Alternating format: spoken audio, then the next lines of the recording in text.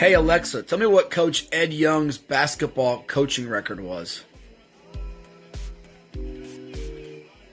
Ed Young's basketball record was 75 wins and 93 losses. He was a head coach for 6 seasons. Oh my goodness, I thought he won over 500 games. Looks angry too. This is 757 Saturday Sports Talk. Here are Matt Hatfield and Coach Ed Young.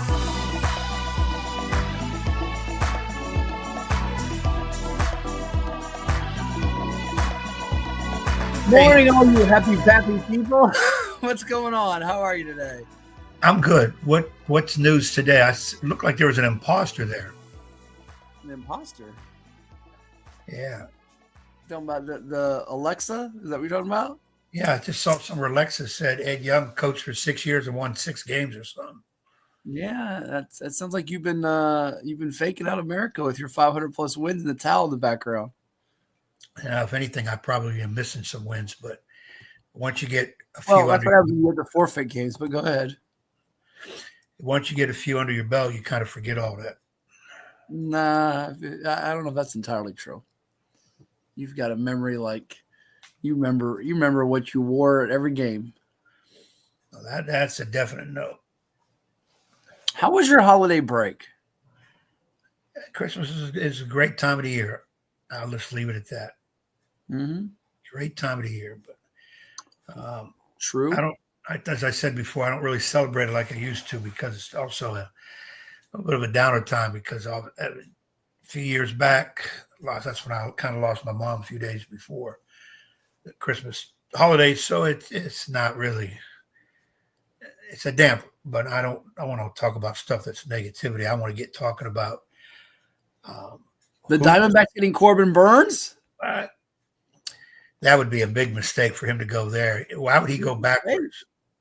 Why wouldn't he go his hometown? He wants to play for a class organization. 6 years, $210 million to go make maybe the best rotation in the sport, along with Zach Gallen and Merrill Kelly and Brandon Fatt. Merrill Kelly. I thought Merrill Kelly was a country singer. No, it was not a country music singer. Merrill Kelly. I swear to God, he's married. Well, maybe he does both. Who knows? No, Burns needs to stay with Baltimore. He's not. He's out the door. He's with the Snakes. See you later, O's. That's just unbelievable. They got him and Christian Walker. 2 nice pickups then. 2 nice pickups. What do you mean you got 2 nice pickups? Are you saying he signed for sure with Arizona? I haven't seen a news. Christian Walker's gone. I mean, not Walker. He's with the Astros now. And I'm okay with him going because I thought he was a little overhyped, to be honest with you. And I thought that when he was hitting home runs and smacking the ball all over the wall. We got Ketel Marte. We got Corbin Carroll. We'll be all right. Now, I've always said Martell is the guy the Yankees need to get. Marte. There's no Martell. Marte. Doesn't matter. Names are not that big of a deal. It's what you do. And the Yankees need to get him. He would look great in the pinstripes. Well, they're not getting Ketel Marte. You can give up that pipe dream. You went out and got all these new fancy toys you got, like Bellinger and others as well. So Bellinger was a good pickup. Goldschmidt, we'll see. Still need a third baseman. Fried was overpaid, too many years. The one I really, really like, it's kind of under the radar, was getting Fernando Cruz from the Reds as a middle of the bullpen, but he's going to be 35 next year. So, but he's only going to pitch. Younger than you. What are you complaining about? It's still younger than you. Yeah, I tell you what, boy, I wouldn't mind being 35 again. Woo! What I could do at 35. Wow. We've got some special guests to tell the audience about in a few minutes, but go ahead. Yeah, let's get into it. I don't want to be rambling. I want to get moving on the show. Let's get people in. 4 guests. It was going to be 3, but now we got 4. 4. The last one is a surprise. Well, it's at the very end of the show. We're going to have a national champion on the program. Wow. Bruce Pearl, his Virginia Beach Mustangs are national champions, and he's got a bone to pick with you. I've got more than one bone to pick with you because we have video evidence of you cheating. You're a cheater. Cheater, pumpkin eater. Yeah, you eat pumpkins. You found it Well, out. I had a nice pumpkin pie for See, you're a cheater, pumpkin Chris. eater. Yeah, I wish I could give the name of this place that makes them here in Well, Suffolk. we've got it, video and audio evidence of you cheating the system. But Bruce will come on to chat about his Mustangs and make his NFL picks, which we have at the end of the show. Before that, as we count it backwards to the start, we've got Paul Stone at about 11:30 this morning. He's a college football expert handicapper. We had him on back in July, and he was terrific, breaking it down. He has steered a lot of people in the right direction to making shekels, including telling people to take Navy, and they prevailed in its bowl game against Oklahoma. Thank goodness Brent Venables decided to go for 2, not the PAT. And we've got at 11 a.m. this morning, the man who operates in his castle, Hassell's castle, Norm Hassell, head basketball coach of the 9-0 undefeated Kellam Knights, who can blame you if he takes a blemish because he's not lost before he's come on this show. And if he takes one after this show, we know it's Ed Young's fault. Ed Young did not beat Norm Hassell in the second annual Virginia Preps Classic, which we love to remind him about. Yeah, remember he ran that score up on me. But I still love Norm, but he ran that score up on us. I don't think he ran it up on you. Yeah, he did set the tournament record in the 15-plus years of the event for the most points ever scored in a single game, which still stands. That's called running it up because the game is over. It's called taking advantage of your spotty defense. 92-69 over your Warriors. I had new children who had not played before. He had a veteran squad led by Trey Freeman, and he rolled it up. So who had 19 points, 9 rebounds, and 8 assists in that game, is now the head basketball coach at Kempsville. He had 6 guys in double figures to go with Ramon Snowden, who played at Niagara, Ed Reddick, Ross Ward, Christian Garner, and Afani Asuchukwu. Gucci Goo. Go ahead. He had a big white kid in the middle. Who was that? Was that that was Ross Ward. Yeah, that kid took up space, rebound. I think I had a sophomore freshman center trying to go against him. I think he's 6'4", about 120. You had Shannon Evans out there in that game. Yeah, that was pre-Shannon Evans. That's when he was younger. He did not have a great game statistically. You're right. Yeah, I don't want to embarrass Shannon. That was the young Shannon Evans. He was trying to find himself. But Morris Johnson wasn't young. Morris Johnson was a savvy KG veteran. What are you talking about? Mojo didn't have his mojo that day. I mean, he just maybe you didn't have your mojo instead of blaming everybody else. Why don't you take accountability for your actions or I mean, I've always said, when we win, it's on the kids, and when we lose, 98% of the time, it's on the kids too. And when they're not 100% into the game, the stars are not aligned, the moons aren't shining, it's tough to win. We came back and won 3 in a row after that, but that was a tough one. But I've forgiven Norm over the years. Play a clip of in a second. You sound like a lot like a coach I'm going to play a clip of in a second. But we also have, in addition to Coach Hassell and Bruce Pearl of Mustangs fame and Paul Stone, lady broadcaster Monet Anderson. She covers the sports scene, the prep sports scene in the DMV. She'll be joining us shortly in about, 20, 25 minutes or so as Ed has set that up. But I said you sound like a coach. You probably saw it scroll across our ticker. The unfortunate coaching news that Mike Brown has been canned as the head basketball coach of the Sacramento Kings. He will not be back. And Michael Malone, who once coached the Kings and won a championship just a couple seasons ago, the Denver Nuggets, he expressed his views, as did other coaches like Rick Carlisle, as all you coaches band together when things don't go right. Your thoughts on the firing of Mike Brown? Awful. Yeah, awful. And the reason I say that, Matt, is so we're going into a meeting this afternoon. And, the good thing about me is that I'm not on social media. I'm not aware of what's going on outside these walls sometimes. I've had an office with no windows for 10 years. It's probably taken off 6 years of my life. And I go into the meeting, and the coaches say, "Did you hear about Mike Brown?" And I said, "Why? What happened?" And they said he got fired. And at first, I was really shocked and surprised. And then I caught myself. I said, why am I shocked and surprised? For 2 reasons. One, because as an NBA head coach, ultimately you're going to get the blame. When they win, it's going to go to Sabonis and Fox. When you lose, it's going to go to Mike Brown. That's the way it works. And 2, who he works for. So I'm not surprised that Mike Brown got fired, because I got fired by the same person. And what really pissed me off about it was the fact that they lost last night, 5th game in a row, I believe. Tough loss, fouling a jump shooter. They had practice this morning. He does his post-game media, and he's in his car going to the airport to fly to LA, and they call him on the phone. No class, no balls. That's what I'll say about that. Thanks, everybody. He didn't mince words. Michael Malone, who the Kings probably would like to have had back as their coach because he did win a championship with the Nuggets. And he's one that people will say at times he'll throw his guys under the bus, but he's been one of the most successful coaches, and he does not mince words. And we know about his background. Mike Malone, of course, kin to, of course, Brendan Malone, who you know for many, many years, Ed, was a fondly, who, by the way, is no longer with us, passed away a little more than a year ago. But he was his father, who was an assistant coach for many, many years in the NBA. Head coach, I think, with the Raptors and Cavs, if I remember right. Coached some college ball, I want to say, at like Rhode Island too. But Mike has certainly carved out a great career as a head man in the NBA. You feel the same way as him, right? I'm guessing you do. I don't want to speak for you, but my thought is you probably do, knowing how you coaches are wired and operate. Well, Malone makes some great points. I never met Michael. I met Brendan at the 5-star camp. Brendan was just a library of basketball knowledge and delivered it in the right manner. Yeah, Brown gets fired. Malone made a couple great points. Most coaches, almost all coaches, are hired to eventually be fired. Right. At the pro level especially. So that was, and I've heard many coaches say that. And it's just a matter of when. Obviously, the stinging one that he talked about was he got fired by the same owner, whose name he didn't mention.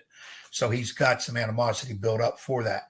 The thing I didn't like was how, based on what Michael said, how they fired him. You know, if you're going to fire him, you're pretty sure you're going to fire him because it's not one of those knee-jerk reactions. You pretty much know you're going to fire. Okay, we've lost 4 in a row. Now he loses game number 5. The guy fouls a jump shooter. Like that's Brown's. Like Brown said in the huddle, foul the jump shooter when he makes the 3 so we can lose our 5th game. Like he really says that.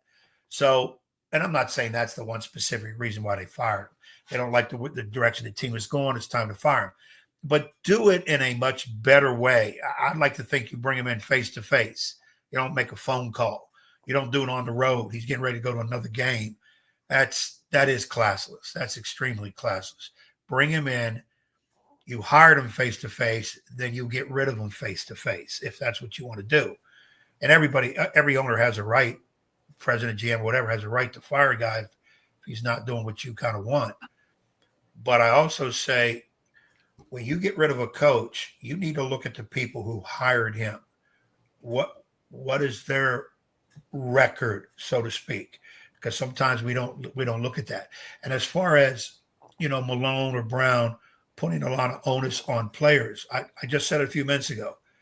Players win games, players lose games. If you prepare a team for us, the way the coach screws up is if you don't prepare a team properly, through development, through practice, and then X and O as you scout people, then that's on the coach. But if you prepare the team the right way and they happen not to play the way it needs to be done for whatever reason, it's their fault. You don't come out and scream to the heavens, oh, my players suck. They lost this. No, you don't do it in that manner. But at the same time, you've got to fix things behind closed doors. You just got to. And as a coach, you losing 5, 6, 7 in a row at the professional level where money's involved, you pretty much expect you're going to be shown the door. It's just the way it is. But, you know, it was tough. Two coaching situations. I know you'll talk about the other one because it's a good friend of yours. Well, yeah. Michael getting fired. And then, of course, in the college level, we lost another great veteran, steps down. And, again, it's because of the way basketball is now. It's not so much they're losing because University of Miami, Jim Larinaga, they are not having a great year. But when you listen to Jim reasoning for stepping down, it has to do with the change of college basketball. And the old guard is simply saying, this ain't for me. This is not what I signed up for. It's changing too much. It's all about the money. And Jim is one of those guys, because I know him pretty well too.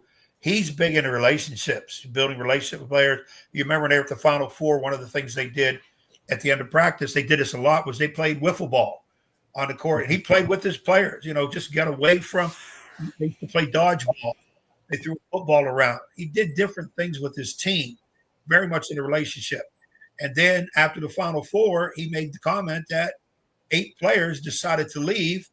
And the reasoning was because, guys, what's wrong? What did I do wrong? Let me stop you there because we do have the little video of that, and then he went into some of that. Here's that clip with Jim Larrañaga at his press conference announcing his retirement, a decorated career that I hope finds him in the Naismith Memorial Basketball Hall of Fame. He's one of the finalists for it. Here's what he told the throng of reporters on Thursday.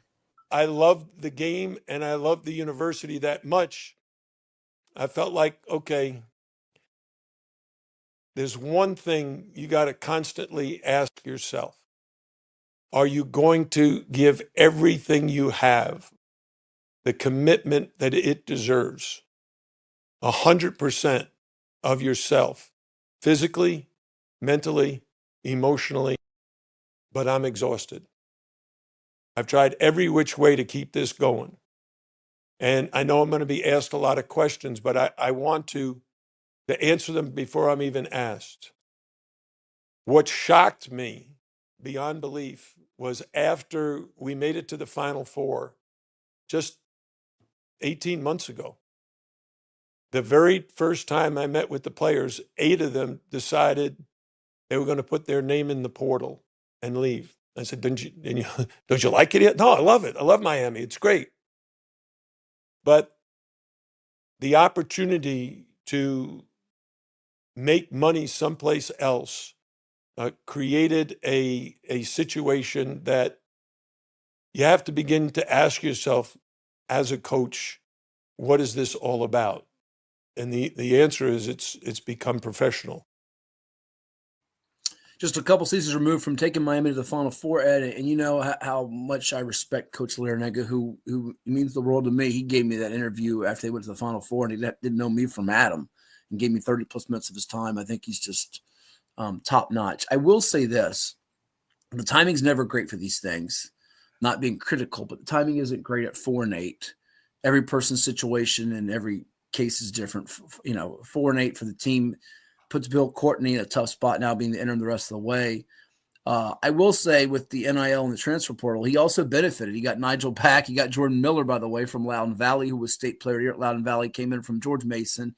And then he's also the portal will taketh and the portal will giveth. And that's what has transpired there for him and so many others as we look at what's taking place in college basketball. But it's a different profession now, college and pro basketball, as well as college and pro sports. These coaches, and he's 75. He doesn't need this anymore. I think his best shot at a national title was probably 2 seasons ago when he ran into Dan Hurley's UConn Huskies, who were mighty, mighty good. But it's a different era. That's why we've seen a lot of these veteran coaches, Tony Bennett and Larrañaga, both in the ACC in the last year. And before them, Jim Boeheim, Mike Krzyzewski, Roy Williams. The ACC is changing before our very eyes. It's not the same league it once was.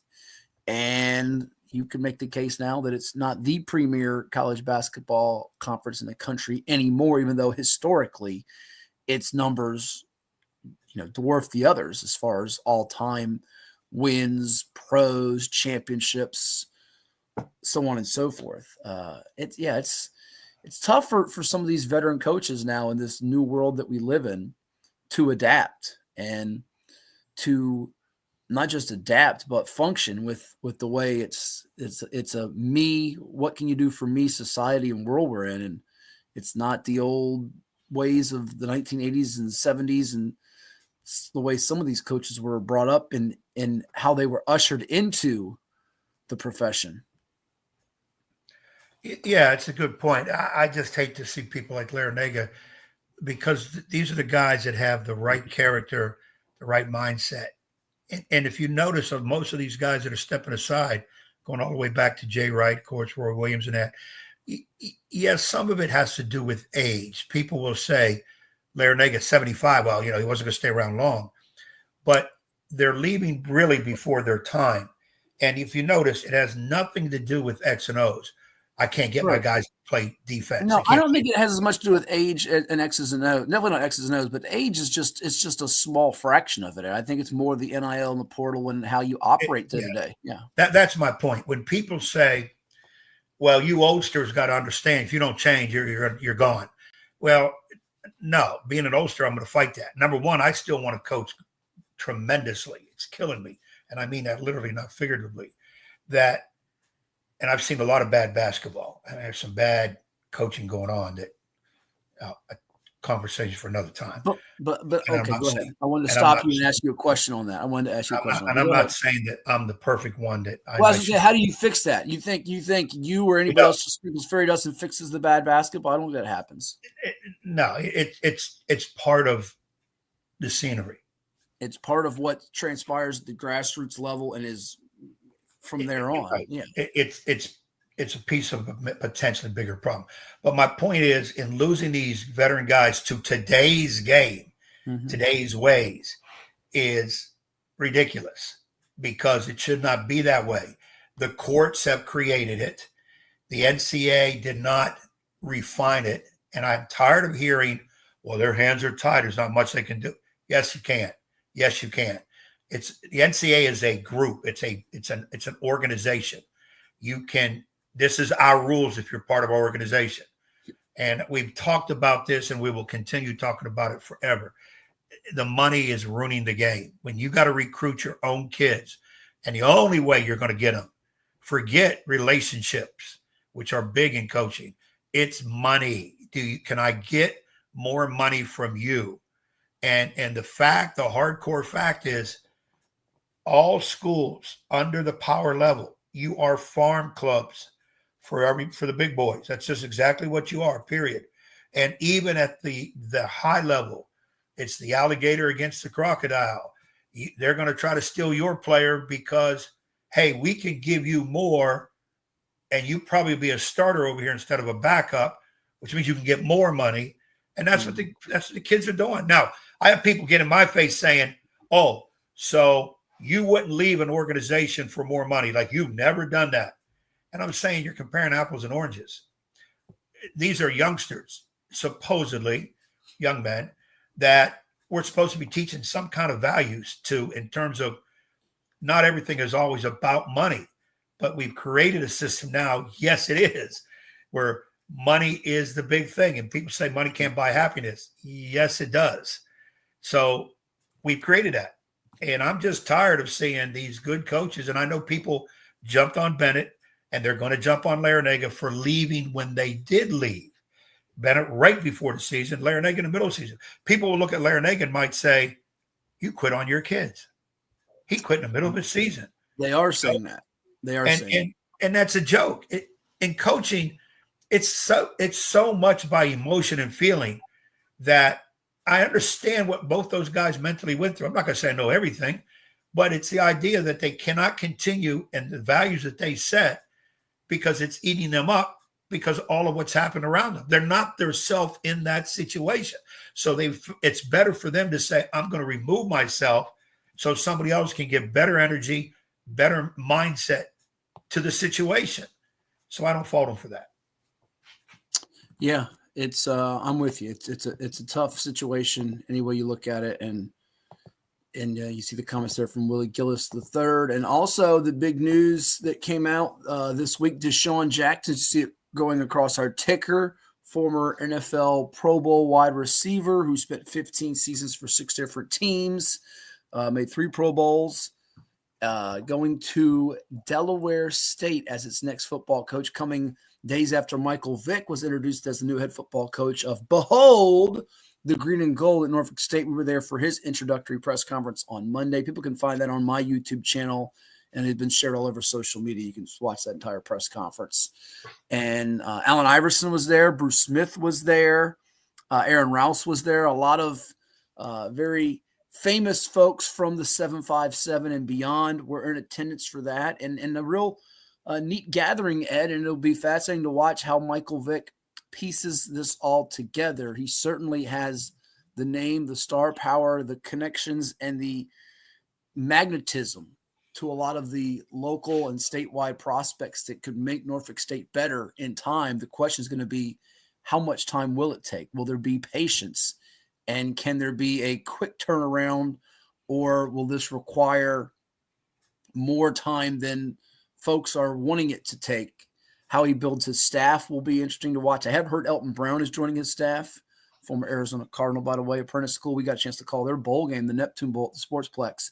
So we'll see how the rest of his staff fills out. But yeah, that's been the buzz in the 757 the last couple of weeks, in addition to some of the holiday basketball showcases and tournaments going on and what's happening all across the sports landscape, is that Vick is back in the 757. He's hanging it up in terms of his Fox Sports analyst gig for now to embark on the coaching journey, which I know makes his former head coach, Tommy Riemann, grinning from ear to ear to see this. A young man he coached and provided the tutelage to when he was back at Warwick High School in the 1990s, and then he went to Virginia Tech and the phenomenon began. NFL, covered the Madden video game, Atlanta Falcons, also had his tough off-the-field situations, which I think he's paid that price. And now here he is trying to resuscitate an NSU football program that's not been that competitive in recent years. Well, again, my thoughts are strong on those situations too. I think you might start seeing, especially maybe some of the smaller schools, to bring in a name. I call it a celebrity coach. When Sanders got hired at Jackson State, Michael at Norfolk State, and now Deshaun Jackson. Deion had a little bit of coaching experience. The other two young men, no. And it's a quick fix situation and I think you coined it the right way. It's a no-lose situation. They've been losing with what they've had. Delaware State, Jackson State also. So why not try something completely 360 the other way? You bring in a football guy, successful. It just doesn't have a whole lot of coaching experience. So what do? And Derek is right. You hope that he surrounds himself with the coaches who have real coaching backgrounds and know the lay of the land. And college, portal, NIL, here we go back to it. And I even said it at the press conference with Michael, talking to a couple people. Everything sounds good. The excitement is good. Merchandise, Michael Vick merchandise is out there with Norfolk State on it. And those Letterman jackets going to be a hot item, no doubt. Yeah, I'm even looking at it saying, I like that. I think I might want to get one of those. I'm not even an alumnus of it. And my thing is, man, you got no NSU ties, Coach Young. Go ahead. Exactly right.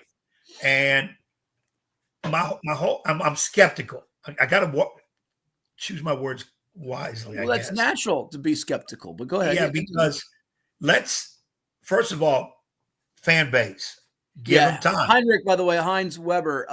Let's hold the horses on that. That's where the next step goes. If he wins his first, I don't even know all their first three games. If he cuts up to a 4-1 start, a la Deion, we'll have the rumors to Tech, just like Deion to Florida State in the NFL with the Cowboys.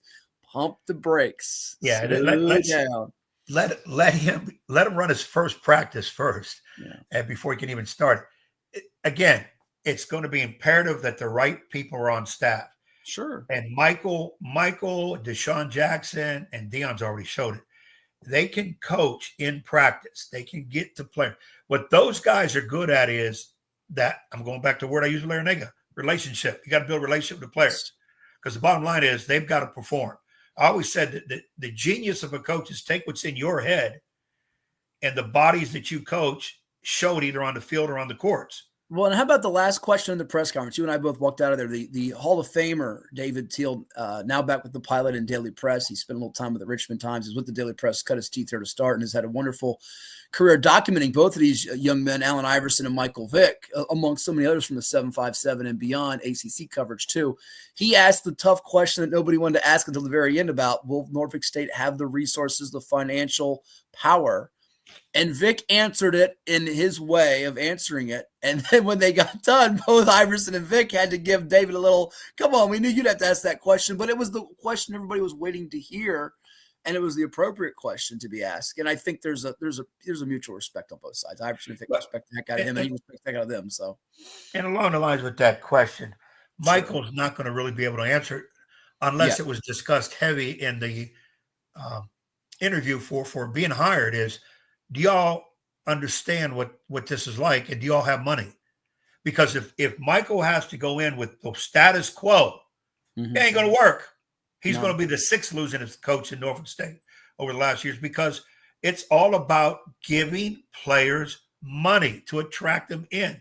Michael's name will attract, I think, some young kids, quarterbacks, who think Michael will be able to help them to be maybe something like him. He was a isn't that half the battle, though, getting a good quarterback? Just ask when UVA had its struggles. They didn't have a quarterback when they got 4- and 5-star talent, and it prevented them from taking that next step. Isn't that half the battle if you get a good quarterback in there? Yeah, in football, the most precious position in all of sports is the quarterback. I think every level has showed if you don't have somebody good, you in trouble of all sports, period. And that's where he's going to have to start at, is bringing somebody back that can do it. And Michael's not necessarily going to try to make somebody Michael Vick Jr. Let's get that out of people's mind too. He's going to develop quarterbacks to the best of their abilities as to what they do and what they're good at. If they have the athleticism that Michael had or Lamar Jackson had, whatever, that's fine. But and Michael is, of the three, Sanders. Bingo. That's a great point by Willie Gillis. You get the 3-star players that were on the bubble, you can win the MEAC, and you can take – and here's another bigger question, which, not to cut you off here. Will they stay in the MEAC 5-10 years from now? That's another big question. Those are some other things that are going to come up. As we look at the other school across the water, Hampton University. They bounced, they're in the third conference. CAA now. They were in the Big South. Now they're in CAA, yes. Right. And there's a lot of people like to renew that HBCU rivalry as conference rivals, not just nearby across the water rivals. Yes. Right. And I think also the other thing with Vick, he's in his home area, not his hometown, but he's in his home area. Sanders wasn't, neither was Deshaun Jackson. But I do think the trend has started. You're going to see some schools that are really struggling, especially financial. And, a lot of the schools in the MEAC and the SWAC are struggling financially. The thing those schools do that I really hate, you see it every year in basketball, they'll start the season with 10, 11, 12, 13 road games against powerhouse teams. And people have always said, why do they do that? It's the guaranteed money. They're hoping to win, but they're not worried about it because those two conferences will never send more than the league champion to the NCAA. And I remember Fang Mitchell, very successful basketball coach at Coppin State, in a clinic when somebody asked Fang that about, you guys, every year you start the year with like 12, 13 losses in a row. And Fang said, it don't matter if I lose 20 in a row, as long as I win my conference, which to me, he was at Coppin State. And he was one that went to the NCAA tournament for years. And he was right. It didn't matter. Now, if he can knock one of the two of them off, that would be great. But more than likely, that's not going to happen. And guaranteed games, part of guaranteed games is you're getting money and you're getting a loss. I mean, it's just anything close. It's the way it is, read between the lines. Sure. But like I said, I'm skeptical because I'm a traditionalist coach. I want to see guys that have proven it getting hired. But I'm not against somebody like a Michael Vick getting hired that's never really been a coach, because if it works, it works. And in this day and age, more so than back in the day, I think it can work. But it's all about Norfolk State, Delaware State. Jackson State did it when he was there. Money. Are you going to be able to put the money into the program? And something else was brought up at that conference. And I think it was, I don't know, it might have been David. Somebody said, are you ready to deal with the situation, Michael, where you're going to get a kid really good, and then are you not going to be able to keep him for 4 years? And I think Michael addressed it to the fact, let's get him here first, and then we got to work on keeping him. But that's everybody's goal. But I'm going to tell you right now, I don't care what anybody says.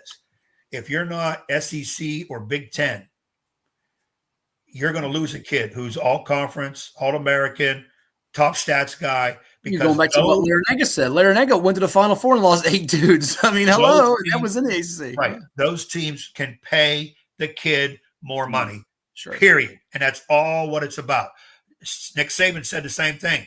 Right after, was it last year, after the last game, one of the quarterbacks, backup quarterback, came in and said, Coach, what's your feeling with me next year? What are you doing? And he told him, try to be honest. As most coaches are, they're honest. We got to see how spring practice goes, whatever. And the kid was like, well, I need to know more because I've got a couple offers and I'm thinking about money. And Nick was like, I wish you the best. I can't tell you you're going to be a starter right now. And that's Alabama. Yeah. Okay. Just like the kid left Penn State.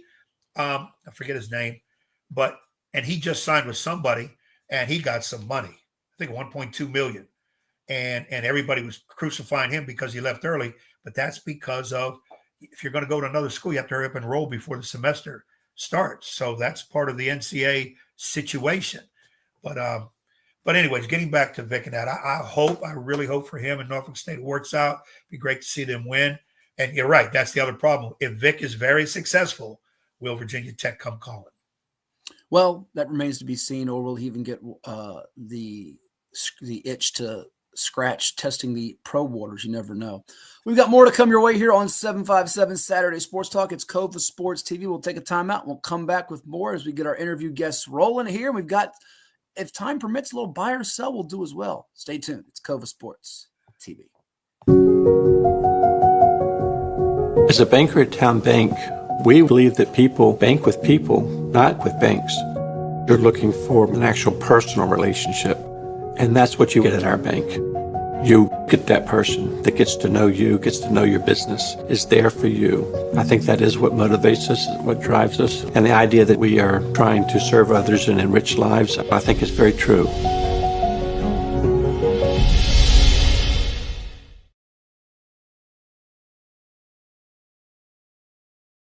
CoVA Painting.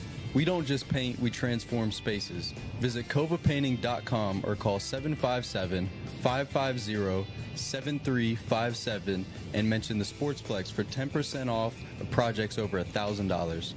Pain and Gain, your one-stop shop for all things field hockey. Located in Princess One Shopping Center, Virginia Beach, we carry everything you need on the turf, from black sticks, turf shoes, mouth guards, and much more. Try out your stick before you buy it in our synthetic turf area. Pain and Gain. Embrace the pain, enjoy the game.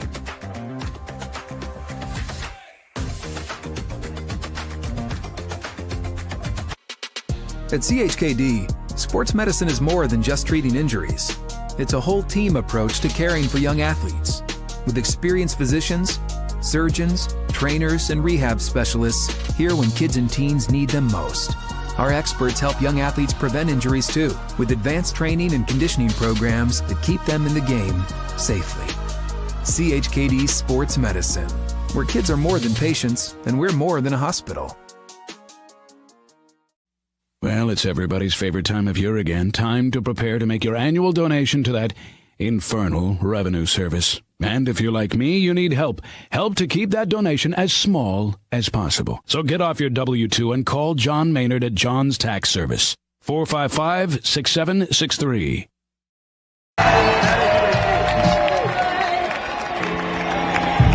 That is pretty cool. Hey sister, it's really nice to meet ya. I just met this rapper, Sam, the guy who's just outside. Like the way you speak here, stop this is peeking. Don't like his funny, deep in love, I like what's like. He just passed me through. No, I ain't been to MIA. I heard the Cali never rains, the New York's on the way.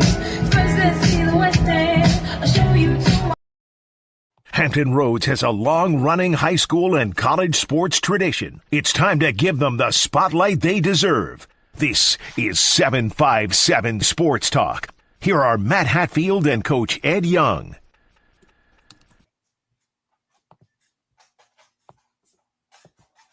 All right, we're back here on 757 Saturday Sports Talk on CoVA Sports TV. While we have a chance here, we'll play the buy or sell, which we were going to save for the next hour of the program. So let's cue it up here. We've got 5 burning questions in the world of sports for all of you to weigh in on as well. In addition to Coach Young and me here, you can always interact with us on CoVA Sports TV, where we are streaming our show all the time. Like, share, and subscribe. We're on YouTube. We're on Apple, Spotify, VirginiaPreps.com, X as they call it, or Twitter at Hatfield Sports, Instagram too at Hatfield Sports 2K4, LinkedIn. We're all over the web, Facebook as well. All right, buy or sell, Edward.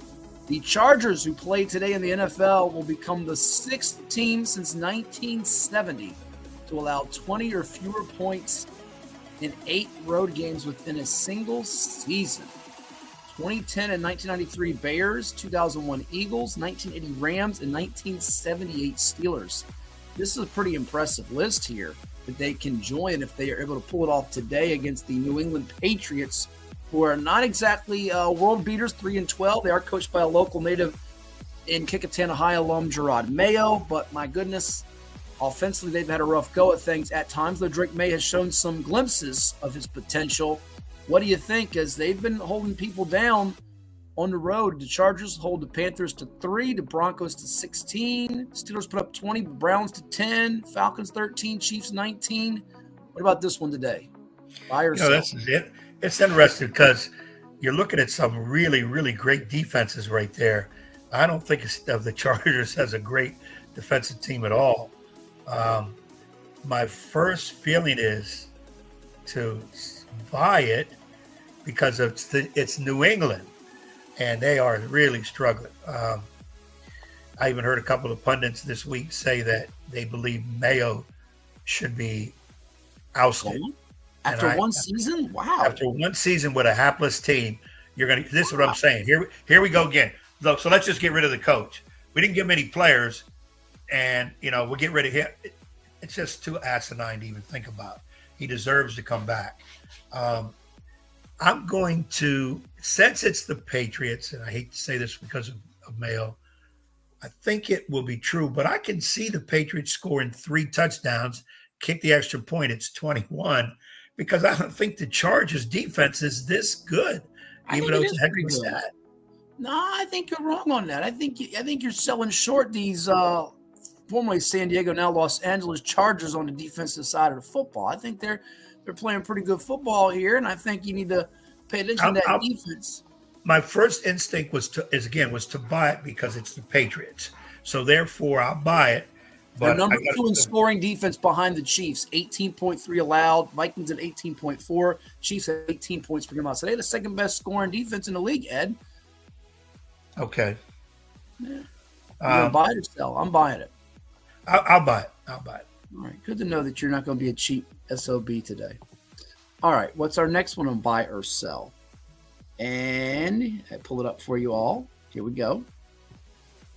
Now minus Mike Brown, who we talked about as their head coach, the Sacramento Kings will miss the NBA playoffs for a second consecutive year. Are you buying or selling that? And to give you a quick update of where the NBA standings lie. And by the way, they made the play-in game last year, but it's not the playoffs. That means you got to win the 7, 10, 8, 9. They lost their second one. I believe it was to the Pels, if memory serves me right. I forget who it was. I know they beat the Warriors on the initial knockout. But right now, Kings are the 12 seed. Warriors are 11, by the way. Spurs are in there at the moment, but they're the 12, not even in the top 8 or top 6. They are 4.5 back of the Lakers for the 6 line to guarantee a spot, and they are 2.5 back of the Suns for the 10 line. Hard to believe the Suns are in the 10 line with all the injuries now after that great start. What do you think? Buy or sell? Kings missed the postseason 2 straight years. I'll go first, actually, because you went first last one. Yeah, you went first. Buy this. I don't see them getting in. I think De'Aaron Fox is going to want to get traded, and the Kings are about to blow up, explode. Adios, yep. TNT Dynamite. They're going to be right down there with the Pelicans probably at the end of the day. Pelicans and Jazz and Blazers. I'm going to buy it too because they karma to hit them because of what they did to Mike Brown. So yeah, and there's some pretty decent teams right above them that I think can get hot too. Still a little bit on the early side to really maneuver through playoff situation, but they're not going to make the playoffs. We stick with some coaching flavor and we go to a college basketball one. UCLA head basketball coach Mick Cronin is 0-4 against Gonzaga at the helm of the Bruins. He also lost to him when he was at the head of Cincinnati. I think it was an overtime game. So he's really 0-5 if you count that one. He'll notch his first victory later today in a 4 p.m. Eastern matchup at the Intuit Dome against the Bulldogs, woof woof, in a game that is going to be televised on Fox. Gonzaga, UCLA also a heartbreaker last week at the Garden.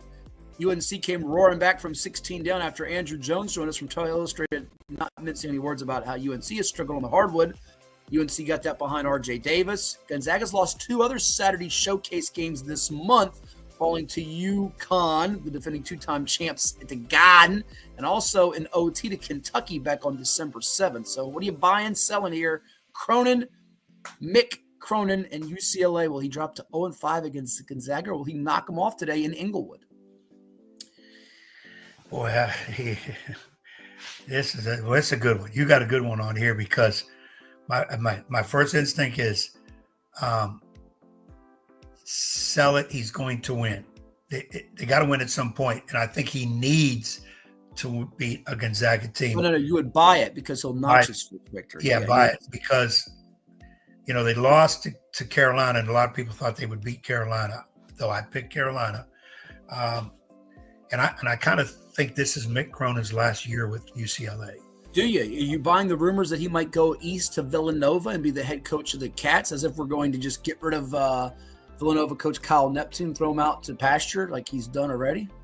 Well, that could be. It could be. I don't think UCLA will fire Cronin. I think he might get the feeling that he's taking UCLA as far as he can take them and look for a new challenge. I think that would kind of come under that idea. I don't know. I don't think they'll fire him unless they just completely fall apart.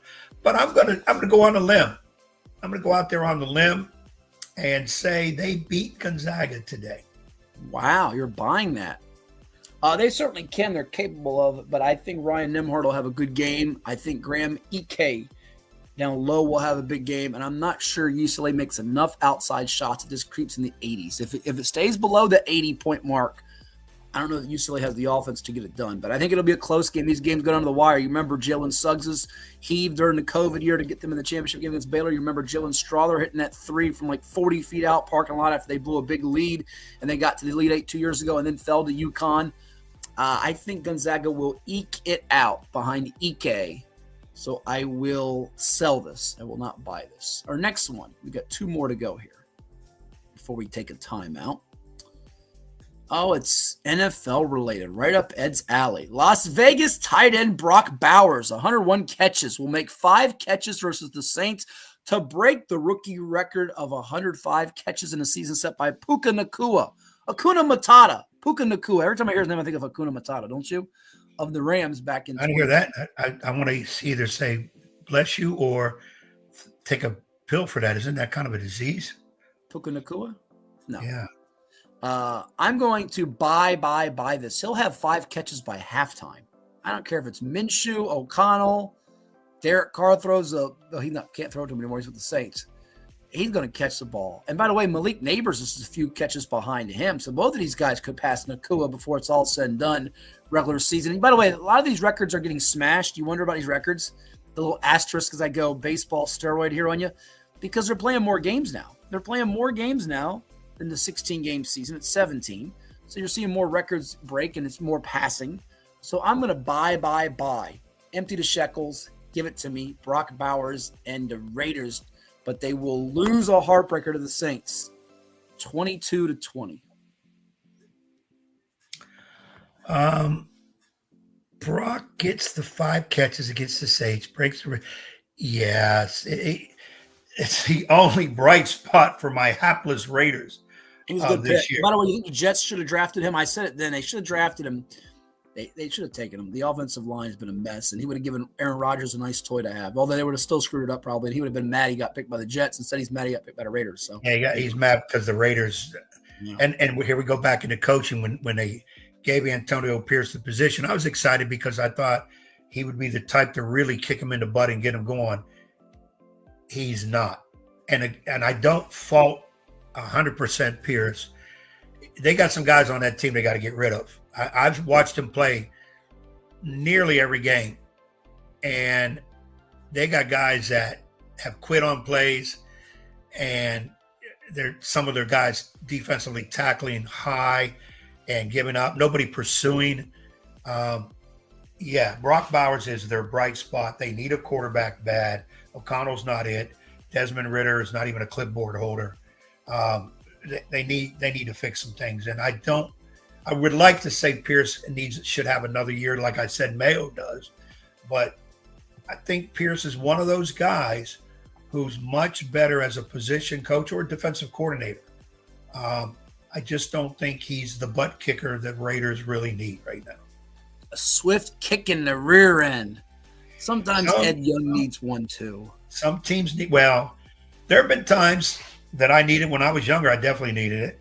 Yeah. And I had the conversation with the real hat, Mike Hatfield. And yeah, he said there were many times he had to kick your butt because Never you happened. were just all over the place. And I told him, I said, Didn't I happen. said, to be honest with you, he needs it. I said, what he needs is to be put out on the street and then hit him with a car and then back up and hit him again and then tell him to get in and take him where he needs to go, whatever. But You got he your said mind. he's going to work on that. He said he I'm would like work. greased lightning. He could never catch me. I was too fast. Fast on The my only feet. thing associated with you and grease lightning is the stuff you put on your hair. So let's not go too crazy with grease lightning. I don't have any greased lightning. You need it. Our last buy or sell, all 4 lower seeded teams. The Ohio State, who take on the number 1 ranked quack quack Oregon Ducks, Aflac quack quack. 7th seeded Notre Dame Fighting Irish, which Ed rocks and represents, taking on the number 2 seeded Georgia Bulldogs, woof woof. Number 6 seed Penn State, taking on the 3rd seed Boise State Broncos with the guy that should have got the Heisman, in my opinion, and Ashton Genty, taking nothing from Travis Hunter. I just think Genty's that good, although Penn State's favored. And the number 5 seed Texas Longhorns, who are taking on the 4th seeded Arizona State Sun Devils with Cam Scattaboo. Peekaboo, it's Cam Scattaboo. Running back for ASU is really good. Their dog is ASU, a double-digit dog being the higher seed. All 4 lower seeded teams, Irish, Buckeyes, Nittany Lions, Longhorns, will win in the quarterfinal round of the college football playoff. Oh, this is a juicy one. Are you going to buy that? Sell that. You want me to go first? I think it's your turn. I am actually not rooting for it because I love to see Boise State win, and I'm rooting for Oregon against Ohio State. Damn with Ryan Day. You choking dog. You lose to Michigan and you turn around and you smack Tennessee. But I feel like the winner of Ohio State Oregon has a great chance to win the whole thing, whole kit and caboodle. Oregon got a bad draw. I actually think your Irish will beat Georgia. Those are 2 tricky ones. The other 2 you feel good about. Penn State's going to win in a walk away. Texas is going to smash Arizona State. I can hear Ed already now in his brain. Those are 2 even. I'm going to take the other 2 are going to be more toss-ups. I'm going to hope my Irish get the win. Maybe Oregon gets the other one. I'm going to sell this, ladies and gents, but I'm going to buy this. Go ahead. I just broke you down. Methodically. Broke you down. First of all, the same joker last week was texting me every 19 seconds. I hope our Irish do it. I hope our Irish do it. Irish? And I remember saying, our Irish? You're not an Irish fan. And he said, well, I am now. And that's the reasons that we won't elaborate on air here. And now this week, he's not an Irish fan. No, I didn't say that. Whoa. I didn't say that. That's because you haven't looked at the lines yet to make a decision. That's probably why. I stay between the line. You get outside the line. I But go ahead. understand that. That's a show that's on ESPN. It's copyrighted, so you can't have that. But go ahead. Obviously, when you look at this, all 4 favorites are not going to. Somebody's going to mess it up. And when you break down the games, I think Ohio State is better than Oregon, even though Oregon beat them in a close one. You cannot rule out Oregon. They're probably the quickest, fastest team. They are very talented. But I do think Ohio State beats them, but I don't know if I'd want to put any shekels on that game. Notre Dame, Georgia. Yes, Notre Dame's my squad. I hope they win. Take the over, by the way. Take the over in that game. Take the under Notre Dame, Georgia. But go ahead. We'll see what Paul says. I was going to say take the under because Beck, I guess, is not playing for Georgia. And I did mention a few minutes ago, quarterback's the most important position in all sports. So is that going to derail? But I think Georgia has enough talent. Man for man, they may be better than Notre Dame. So that's not going to be a walkover for Notre Dame. Okay. Penn State, Boise State, everybody in the world says, I think they even upped it to a plus 13 for Boise. Just remember who's coaching Penn State. You know who's coaching Penn State. And giving Boise State 13 points. I don't care who they're playing. Hold on. This guy's coaching them. My skin is like you're making me uncomfortable. I don't know what you're talking about. James Franklin coaching them. Just remember that. Making you uncomfortable. I die when I see that clip with it. My skin is this. I mean, it's. This is when Ed starts talking. This my skin is like you're making me uncomfortable. I don't know what you're talking about. Well, James, I think you're going to win the game, but it's not going to be a walk away. I would take Boise State in the 13 for sure. Look at you. We're on the same wavelength there. How about that? Take the 13 points is a lot for a very, very good team. But I think Penn State's also been underrated because of Franklin. People hate Franklin, but the players are pretty decent. Texas, yes. This is the one. I'm like you. Texas should destroy Arizona State. But now I think Arizona State, tell me if I'm wrong, 14 point. They're giving that could be 48-28. That could be a high scoring affair. But I think Texas wins that. That's why I just want to say I'm selling that because somebody favorite is not going to win. And watch it be Notre Dame. Watch it be the one that wins. Yeah, the Irish. The luck of the Irish. They'll be the ones that end up to be the only favorite to lose. You know, and, whoa. Time out. Blow the whistle. I don't have my whistle. They're not favored. I thought they were +2. That means they're a dog. +2 means you're not the favorite. It means Georgia's the favorite. Georgia's -2. Yeah. Okay. I get the plus and the minuses mixed up. Yeah. When I saw the line, I said to myself, why is Georgia favored? Right now, it's Boise is 11-point pup to Penn State. Texas favored by 13 against the Sun Devils. Ohio State is a 2.5-point favorite against an undefeated Oregon team that they've already beaten this season. And Georgia's a 2-point favorite against the Irish of Notre Dame. Your totals, by the way, 53 in the Penn State-Boise game, 52 in the Texas-Arizona State game, 55.5 in Ohio State-Oregon, and 44 in Notre Dame and UGA. So there you have it. We'll get Paul Stone's opinion on this coming up at 11:30 here on 757 Saturday Sports Talk. We're on CoVA Sports TV. We always encourage you to interact with us. Like, share, and subscribe to our YouTube channel, CoVA Sports TV. We're on Facebook, Apple, Spotify, IG, Virginia Preps, the whole gamut. You know it as well as we do. And we will be coming back here in just a little bit. Here we've got a special guest that will be joining us. He is the head basketball coach of the 9-0. Haven't taken a blemish yet this season. The Kellam Knights, Floyd E. Kellam High School's own Norman Hassell. They play in his castle. He's got a couple of good guards I'll tell you about with Alex Etheridge and Trey Barnhart. They're 9-0 on the campaign, and we'll see how they do. They've actually beaten Green Run on the road this year. Really good win for them. Stallions in action today over at Hampton in a showcase. You got Smithfield, Kickotan, Norcom, Bethel, and Green Run Hampton at 6 o'clock today. You have the Kings Fork Holiday Tournament Championship tonight with Kings Fork and Churchland. Kings Fork dusted off Lakeland with 100-plus points last night. We saw them last Saturday in the Woodside Showcase event, Woodside Way Hoop Fest.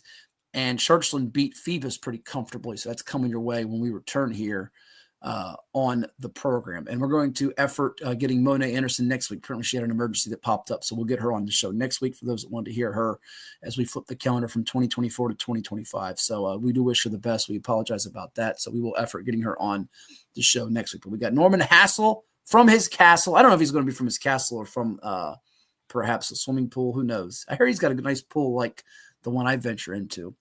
And Paul Stone coming up at 11:30. Well, go ahead. What were you going to say? Norm is not in the pool. You will not get Norm from the pool right now. He is definitely not the fool in the pool. He may be there in the summer, but he is not there right now. That is a guarantee. Okay. But as we go to break here real quickly, your quick thought on the Woodside event last week. We got a chance to call those games. Pretty cool on CoVA Sports TV. People can go back and watch them.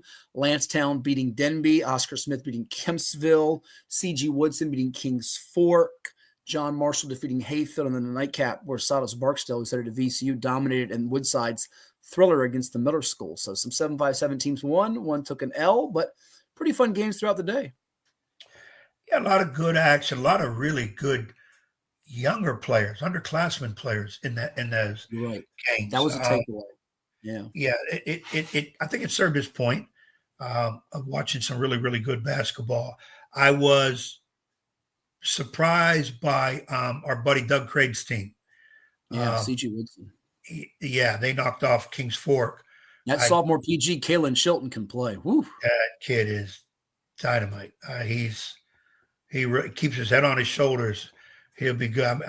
His parents were sitting right next to us, and I remember telling you, and I saw them cheering on the whole game. I thought it was a couple of his friends, maybe a cousin or whatever, and here it was his parents. And I'm like, mom and dad look like they're 19 years old both. And, of course, he's a junior, correct? He is a sophomore. Sophomore. And then there's 2 freshmen from Lanston that we've talked about a little bit already, Damian Robinson and Rashad Shaw. They combined for like 37, 38 points, and they were mighty, mighty good. So, yeah, a lot of good young talent on display at the Woodside Way Hoop Fest. We'll take a timeout, come back with more here. It is CoVA Sports TV and 757 Saturday Sports Talk. But let's quickly hear a word from some of the sponsors that make it possible for us, like Chicho's Pizza and Town Bank. We'll be back in just a bit. As a banker at Town Bank, we believe that people bank with people, not with banks. You're looking for an actual personal relationship, and that's what you get at our bank. You get that person that gets to know you, gets to know your business, is there for you. I think that is what motivates us, what drives us, and the idea that we are trying to serve others and enrich lives, I think is very true.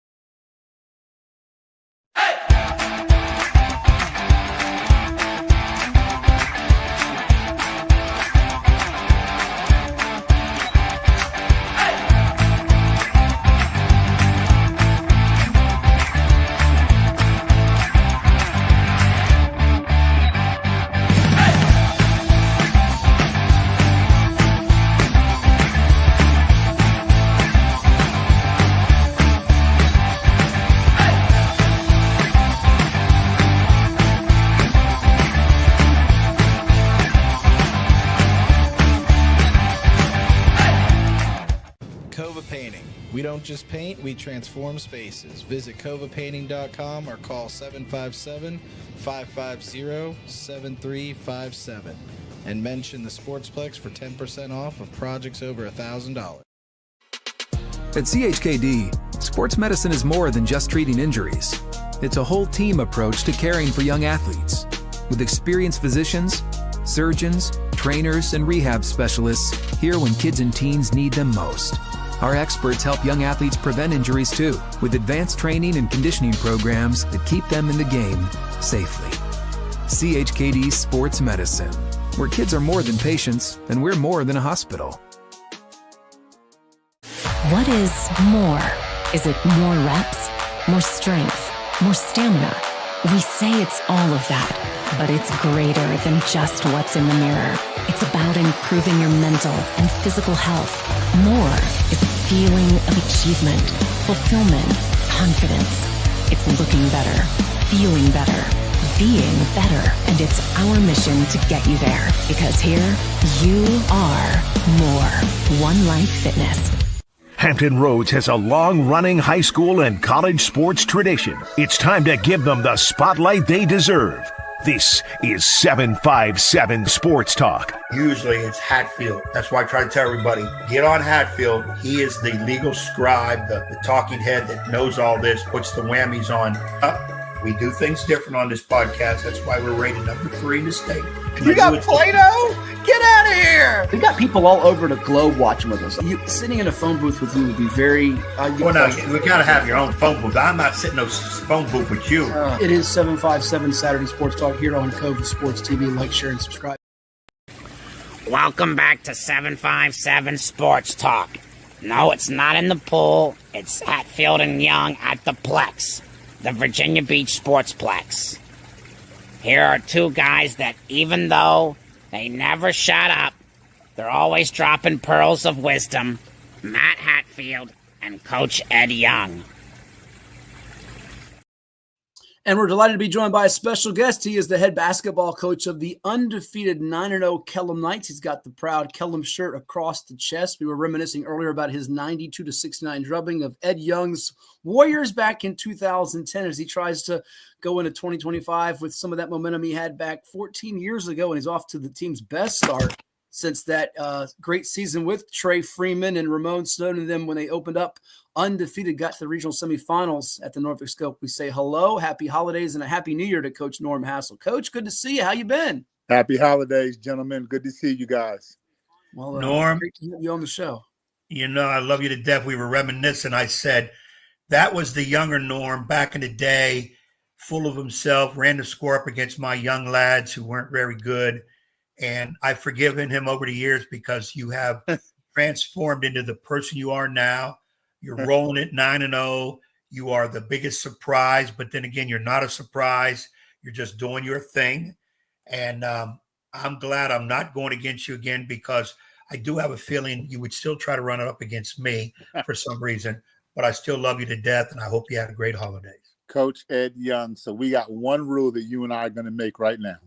We're not talking about this anymore. 16 years. And every time I talk to you, we have to go over this.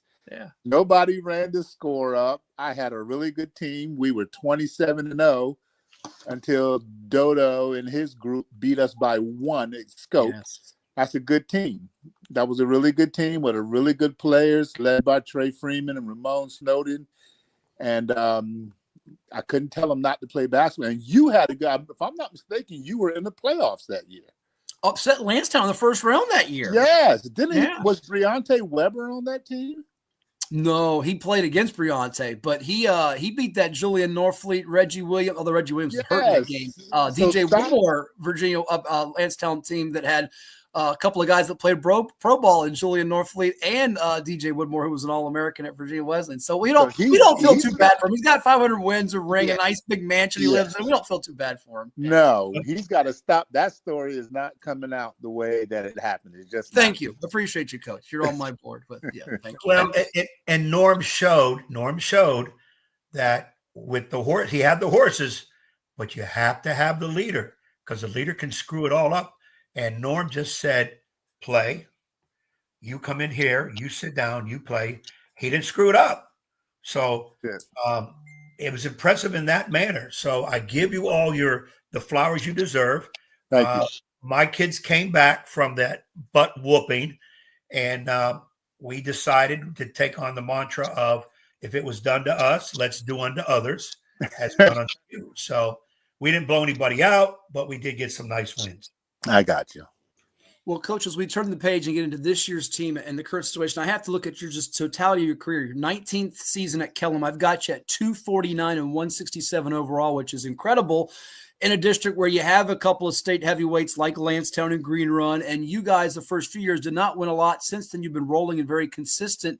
What do you chalk up the success to? Because I know obviously goals of winning region state titles are still there for you, and this team could maybe be that team that breaks through that door, but you've got to be proud of what you guys have been in terms of a model of consistency and doing it the right way and going about your business.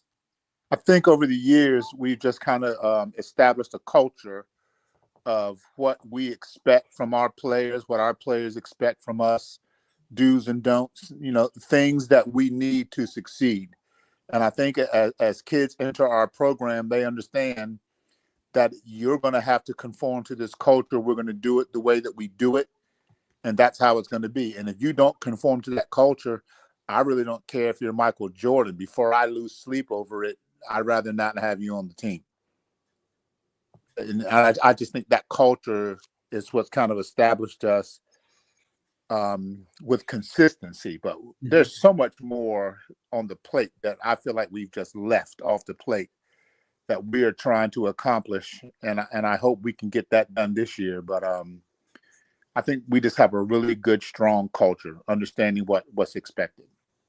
Well, I was telling Ed before we went to break and brought you on, you have a couple of really talented guards that have opened eyes the last few years in Alex Etheridge and Trey Barnhart, also a newcomer that people need to know about that's put up some numbers that's caught my eye. Tell the group, tell the audience out there watching about this team and what they've done contributing wise, and some of the names to watch out for as you move from 2024 into 2025 with this team.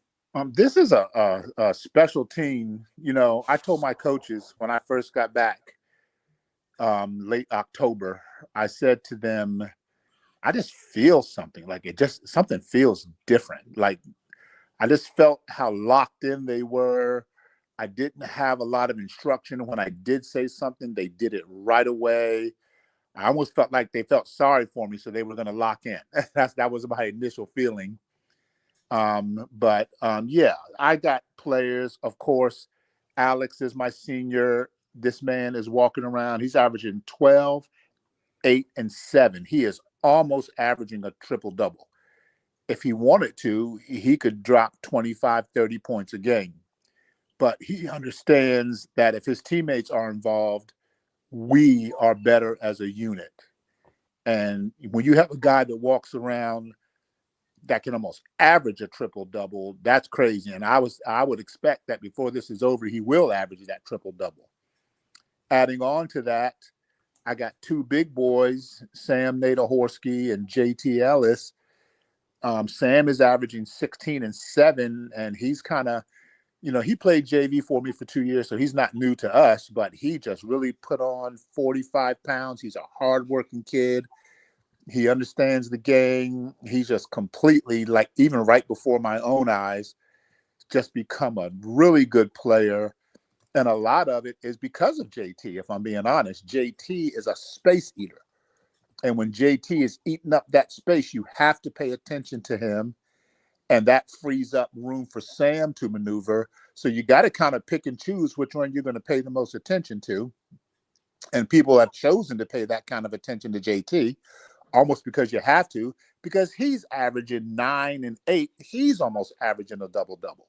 So you got to pick and choose, and it just really presents a problem for a lot of teams.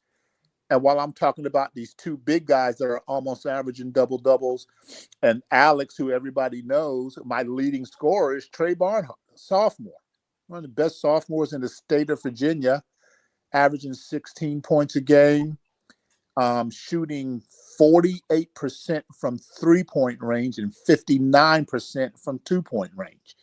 So the problem is, me and Dwight always talk about cutting the head off of a snake. Well, yeah, I don't know if you can cut all the heads off of this snake because we have a lot of different places to go, and it's become difficult. But it's a long way to go. I certainly would not be we don't have plans to order T-shirts yet or anything like that. We played 9 games. It's a 23-game season, and we just call it a good start. It's a marathon. It's not a sprint, and we know better. We know better than that. Nobody at Kellam is celebrating. We know that when we walk in the gym, there's no team that we play that when we walk in the gym, they think that they're not going to win. When we walk in the gym, everybody looks at us and goes, oh, we've beaten them. We've seen that this year already. We've seen the looks on people's faces just when we walk in. So, oh, we getting this done. I know we're going to get this done.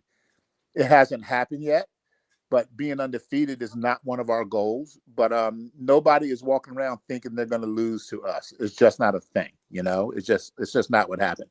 And the reason, to answer your first question, that I think this is happening, these kids get in a huddle. They've been playing together since they were in 6th grade. So they look in the huddle and they see everybody they grew up with, and they want to win for each other. So it's not really about me. It's about them and not wanting to disappoint each other. And this whole thing culminating with them playing together for so long. And they want this to be special. When times are bad, I see them on the court, they get in their own huddle. I don't know what they say to each other, but things get better real fast. And it's good to have it. It's better. Sometimes it's better to grow your own vegetables in your own garden, and you're going to eat good, than waiting around for somebody to transfer and all this other stuff that a lot of teams do. We just grow our own. We grow our own food, man. We grow our own food and we try to eat. That's what we do.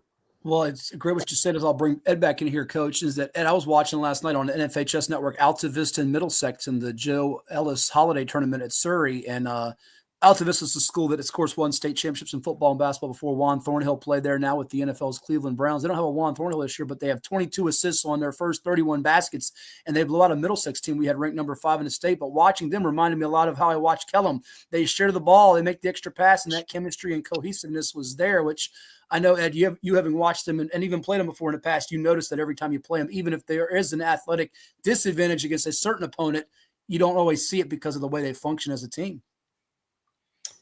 Well, I've not got a chance to normally see you guys play this year. I'm very anxious to get out, see you play. I've seen probably about 14 high school games and about 6 college games. He's seen more than me, Coach. He's seen more than me not coaching this year. I'm trying to get my fix because not coaching is absolutely killing me. And I will be back on somebody's sideline next year somehow, some way. I love it because it's killing me to be out there. But I'm watching the game in a different manner now. Where before I'd watch Kellam because I got to play Kellam, so I'm scouting Kellam for signal signs, things they do. Now I'm watching as a coach What would I do? Okay, he's going to do this. Here's how I'm going to do that. I'm going to make my adjustments from the stands. I'm doing this. I'm doing this. I'm doing this. In watching your teams in the past, and I've said this to many people when they say, man, how come Kellam's undefeated? They don't have anybody known. I said, when did you really know Kellam has anybody known other than the guy running the whole show? I said, Kellam is one of the programs, and you already said it when you came in on your introduction. This is how we do things. This is how you can fit in. Now, what you're going to do? Because you're not going to upset the apple cart. Because you're one of the very few coaches out there that can say it and then live it. Too many younger guys in the business now, and I want your perspective on this. They get a stud kid, and the stud kid pretty much can do what he wants because they don't want to lose him in this day and age of transfer on a whim real quick. And I was one of those guys that said, I don't give a dang where you go. You can go wherever you want, but this is how we're going to do it here. But if you do go, make sure you do correctly because I'm going to be on your butt the whole way through. A lot of coaches don't do that. They'll cater to the stud because they don't want to lose them. And then you'll get coaches dipping into the high school portal, which we've had forever. I need a point guard. Well, why don't you train your JV? No, I need to win now. I don't have time for all that. Aren't you a coach? Don't you teach? You're one of those guys, and I'm not just trying to throw flowers all over you, Norm, but you know how I feel about how you run your program. You're a guy that's been able to say, this is how we're going to do it. Here's how you can fit in because we can use you, but if not, we got somebody else. And you've been able to get away with that. And I admire that about your program. So in that idea and in that realm, how do you get away with it in today's age with today's type kid? Is it just the Kellam kid is a little different? And your perspective on some coaches on I'll say the younger side, I ain't gonna mention names, feel that they have to use the recruiting tool to get their kids. Well, number one, I'd rather lose than have some fool walk around thinking he's going to tell me what to do. I am way too old for a kid to dictate to me who's going to breeze in and out of my program in a 4-year period, in a 3-year period, in a 2-year period. And I'm going to be still there, stuck there with whatever that kid leaves remaining there. So I'm never going to let somebody breeze into my program after being in this program 19 years as the head coach, 23 years total, and some kid's going to breeze in and dictate to me what he's going to do because he's good. I'd rather lose. And I just stick to that. Secondly, I think it works because I realize as a teacher, that's what we're doing on the basketball court. We're teaching. I try to bring my classroom to the court, and I try to be a teacher first because, not doing something right, the first thing you got to try to discover is, well, do they not understand? And if they don't understand, then I got to find a better way to teach that. If they do understand, well, then it can get ugly. I've been known to be ugly once or twice, but I'm sure my kids are laughing at that right now. But so sometimes you do. But if you're just going to be a fool all the time, if we as coaches are just going to be hollering and screaming all the time, that doesn't work. Like the old school kids could take that. Like Trey's group, I could go off 24/7 and it would make them better. Today's kid doesn't really respond to that. They just look at you like, this guy is not, like, what is he so angry about? So I try not to use that. I just try to appeal to my kids' intellect. I got a bunch of intellects on my team that if you break it down to them, they understand. And if not, you hit them with the Bobby Knight stuff. Put that butt on the bench. Something about your butt hitting the bench goes to your brain and changes everything. Because no matter what, you could run them, you could be mad, you could not speak to them. But when they sit on that bench, when they know they should be playing, that's a game changer. Now they're thinking, okay, I need to get in this game and I need to do whatever I need to do to get in this game and stay in this game. It's a great point as we talk with Norman Hassell, head basketball coach of the 9-0 Kellam Knights, our guest here on 757 Saturday Sports Talk on CoVA Sports TV. Knights are back in action in the new year. First game, I think, Coach, January 7th at Salem. Is that correct? When you open that is up? Correct. At Salem. There you go. Ed might get a chance to mosey on over there for that one. That's a good one. We're gonna it's gonna be tough. I mean, this is not easy No. I don't care what our record is right now. No one cares. I mean, But we're quickly though, 39% of the way done through the journey to get the number one seed, if you get that opportunity, that would be big, right? To better position yourself for possibly a state run in Region 5A, which is no picnic. absolutely. Just to be at home. I believe we're the host this year when we get to a certain level. Just no matter who it was going to be, we're hosting this year. Right. So it would be nice to get the additional home games to have a number one seat. That is one of our goals, is to get that host and have that seat. But that's a lot. We got a lot of basketball to play. I got Green Run again. I got Lansdowne. I mean, I still open up with Salem, and then PA's next, and then South County, and the Virginia Preps event, and then Bayside, and then Lansdowne. I mean, it's gonna get hot and heavy. It's gonna get hot and heavy really fast. And we just need to be ready for it. But one thing I'll say about my team, they have been locked in. I keep trying to find signs that they're not locked in so I can jump on that. And it just has not been there. And when we have moments in a game where I think they've lost it, I've seen them go on the court and get in a quick 2-second huddle. Again, don't know what they said, but boy, it comes back really fast. They're probably saying, don't let this fool go off. They're probably saying, don't set this man off. Let's just get it together. I don't know what they're saying. Well, a couple of things. I'll work backwards. I know what they're saying, and you kind of hit it. You know how this guy can make practice real hard. So let's fix it now so he's happy, because when a happy Norm is a good sight, I've seen it. And I used to ask his kids in warm-ups, hey, what's it like when Coach Hassell gets mad in practice? And they just give me the eyes real big, like, we ain't going to say nothing.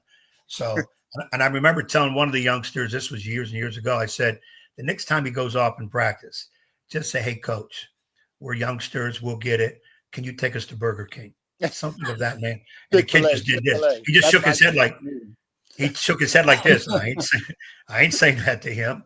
So, but Norm, you went over your schedule. And you just gave a team in your conference bulletin board material. You never mentioned him. Look at him start stuff.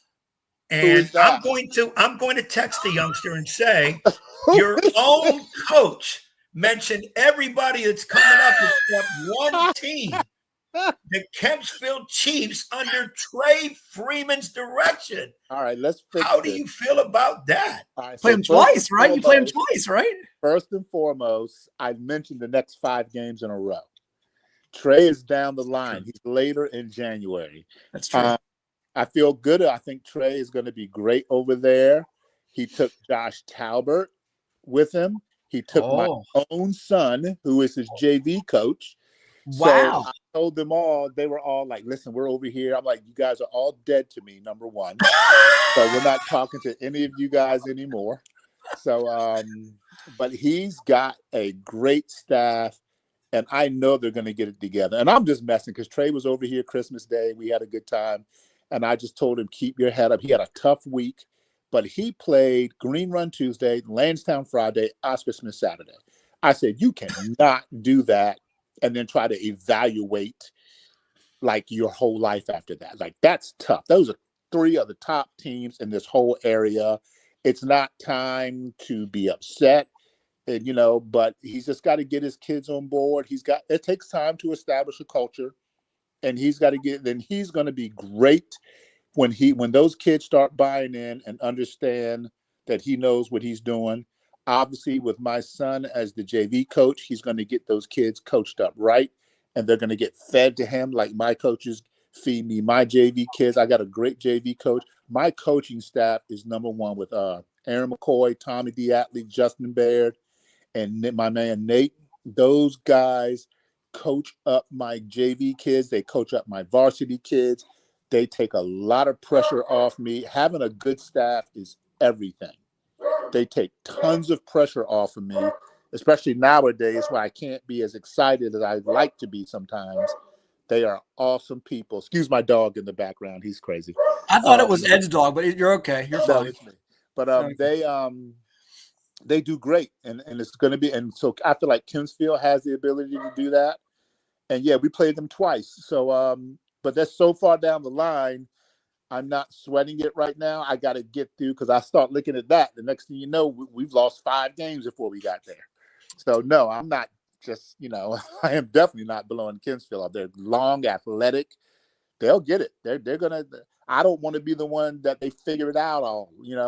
They're gonna figure it out, and I don't want that to be when they play us.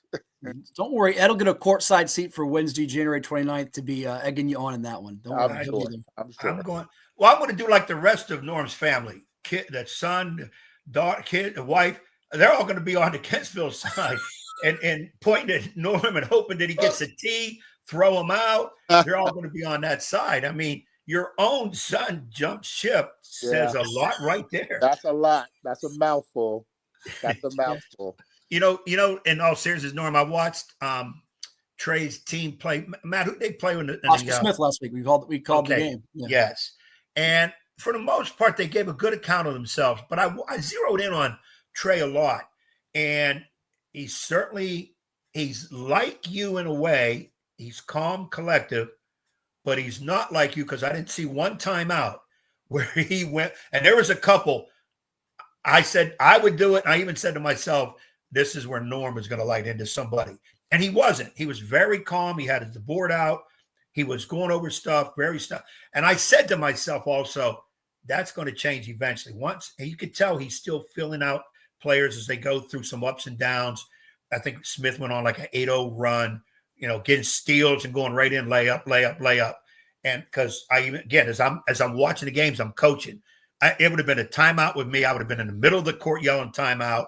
2 clipboards would have been broken, and I would have stared the eyes out of one of the kids probably on the turnovers. But plus the referees. Don't leave them out. Yeah. No, I'm good. I'm not like Norm. I usually don't say much to referees. Wait. Did he get ejected at one of y'all summer or fall league games? I don't know if we have enough time for that story. No, that was Mark Butts and I.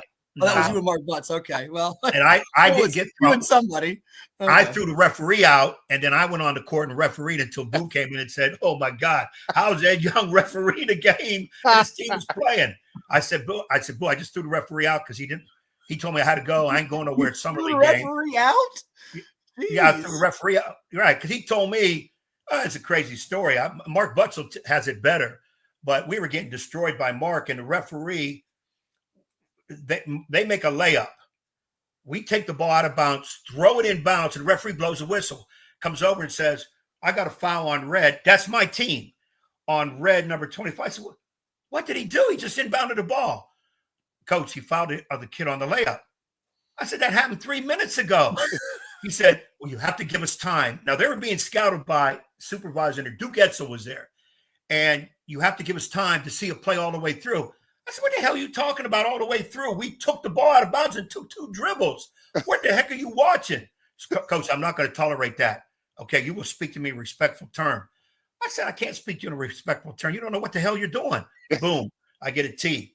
I said, sir, you can't give somebody a T to fix your stupid mistakes. Boom, you're out of here. And I said, I'm not going nowhere at Summer League. I got no assistant coach, so I'm not going nowhere. All right, you need to call the police, whatever. I ain't going nowhere. Well, sir, you got 30 seconds to go. I said, you can give me a minute. You can give me a week. I'm not going nowhere. And they left the court. So I said to Mark Butts, I said, Mark's over there like this the whole time. I said, Mark, come on, let's referee so I'm going to put some young kids in. Let's get finished. Mark's going, I'm not. So I'm refereeing by myself. Boo comes in and Boo's like looking around. And then he goes to Mark, and Mark goes, I don't know what he's doing. And then he calls me over in a timeout. He said, what are you doing? I said, Boo, the referee's left. I threw the guy out. So, and then after the game, I went to Duke Edsel and said, Duke, I'm sorry if I embarrassed your guys. And he was laughing his butt off. He said, it's the greatest thing I've ever seen in officiating. I wish I could have filmed the whole thing. He said, you were correct in what you said. I don't know exactly what you said. I said, I didn't cuss him. He said, and I told him they handled it wrong. And he said, I've never seen referees leave the floor because he said, I ain't going nowhere. And then you refereed. He said, it's a classic. I'll never forget it. But he said the guy made a call way too late. So that was my story of Mark Butts in a summer league game. But I didn't get thrown out. Why you're not coaching now. But the funny part is I've done that at Boo's place too. Have you really? If my assistant, Tommy DeAtley, is listening right now, he remembers they threw me out and I refused to leave. The referees didn't leave, but we sat there probably a good 10 minutes. They went and got Boo and all the security, and they all turned the corner and just looked at me, and they all bust out laughing. They were like, "You, of all people, you." This is what I've been trying to say. See, this is what I'm trying to say. Everybody has Norm as Pastor Norm. When I keep telling people, he can be deadly to people. I've seen him sometimes at his worst, and I'm running, and he ain't even speaking to me. All I did was take a page out of Norm's book, only I went out and refereed. Years ago, that Norman is gone. I have calmed way, way down. I am much calm. You'd see me now. I barely even get up off the bench. Barely. That guy's gone. Referees love me. I got nothing to say ever. There you go. And see, I say the same thing. They love me now because I quote the rule book. I don't cuss them out. I don't do anything of that manner. And when I get back on the sidelines, Norm, we're going to have a game. Yeah. Maybe it'll be going back into the Virginia Preps Classic. I love it. And we can give the referees some of our old school stuff, especially the younger referees. We can educate them. Well, Coach, that's a great idea. We thank you so much for coming on. Happy holidays, happy New Year to you. We'll see you in 2025, and all the best. Give the best to your family and everybody. We'll see you at Hassell's Castle or somewhere around the 757. Be well. Same to you guys. I appreciate you having me. Hey, Norm, keep it going, man. In all seriousness, 9-0. You deserve it. I know you got a lot more to go. You don't want to hear about, I'm a guy that does rankings now. I got you fourth. This nut over here, I think, has you ninth. I got you fourth. No. You deserve it. They moved like 6 in the Virginia Preps top 10 in class 5, something like that. I got him fourth. I got him fourth in the entire area out of everybody. So he deserves it. Give him his flowers when he's there. Norm, I'll be out to see you play. I do want to chat with you. I got more things to talk about. Gotcha. I need educated on a few things, but I wish you the best and a great new year. Thank you, guys. I really appreciate you both. Thank you, Coach. Be well. All right, take care. It's Norman Hassell of the Kellam Knights, 249 and 167 in his great coaching career, 9-0 this season. When we come back, we've got a special guest with us. He is the college football expert, Paul Stone from Paul Stone Sports. I'll tell you what you can find on his website and break down some of the college football playoff bracket matchups for us coming up when we return here on CoVA Sports TV. But a quick word for some of the sponsors that make it possible, and we'll be back with Paul right here on 757 Saturday Sports Talk. I'm Dr. Mark Cardelia, orthopedic surgeon and surgical director of the CHKD Sports Medicine Program. We see a lot of knee injuries in student athletes these days, and many of these are ACL tears. Parents often ask how to know when a knee injury may be serious. The most obvious symptom is severe pain or swelling in the knee joint. Your child may have heard a pop when the injury occurred. Look for signs they can't put weight on the knee around 48 hours after the injury, or if the knee feels unstable or wobbly. Those are all signs you should see a CHKD sports medicine specialist. Our sports medicine physicians, surgeons, athletic trainers, and physical therapists understand the needs of growing athletes and tailor treatment to fit each child's age and level of activity. Our goal is to accurately diagnose the problem in a timely fashion and provide the treatment that will ensure a safe return to activity. Kids want to play, and we want to help them get back in the game. To learn more, visit chkd.org. Sports medicine at CHKD. We're more than a hospital. What's up at DQ? Oh, just the best deal ever. The $7 bacon cheeseburger meal deal. Bacon cheeseburger, fries, drink, and a sundae. No time to be modest. It's all full size for just $7 right now at DQ. Happy tastes good. I grew up here. I know this town. I know the people here. More important, they know me. As a banker at Town Bank, we become part of the communities we serve. The people who bank with us, our members, know us. When you bank with Town Bank, you'll know your banker. You'll know you can reach us, and you'll know we're here for you. And now back to Matthew Hatfield and the evil basketball coach, Hatfield and Young.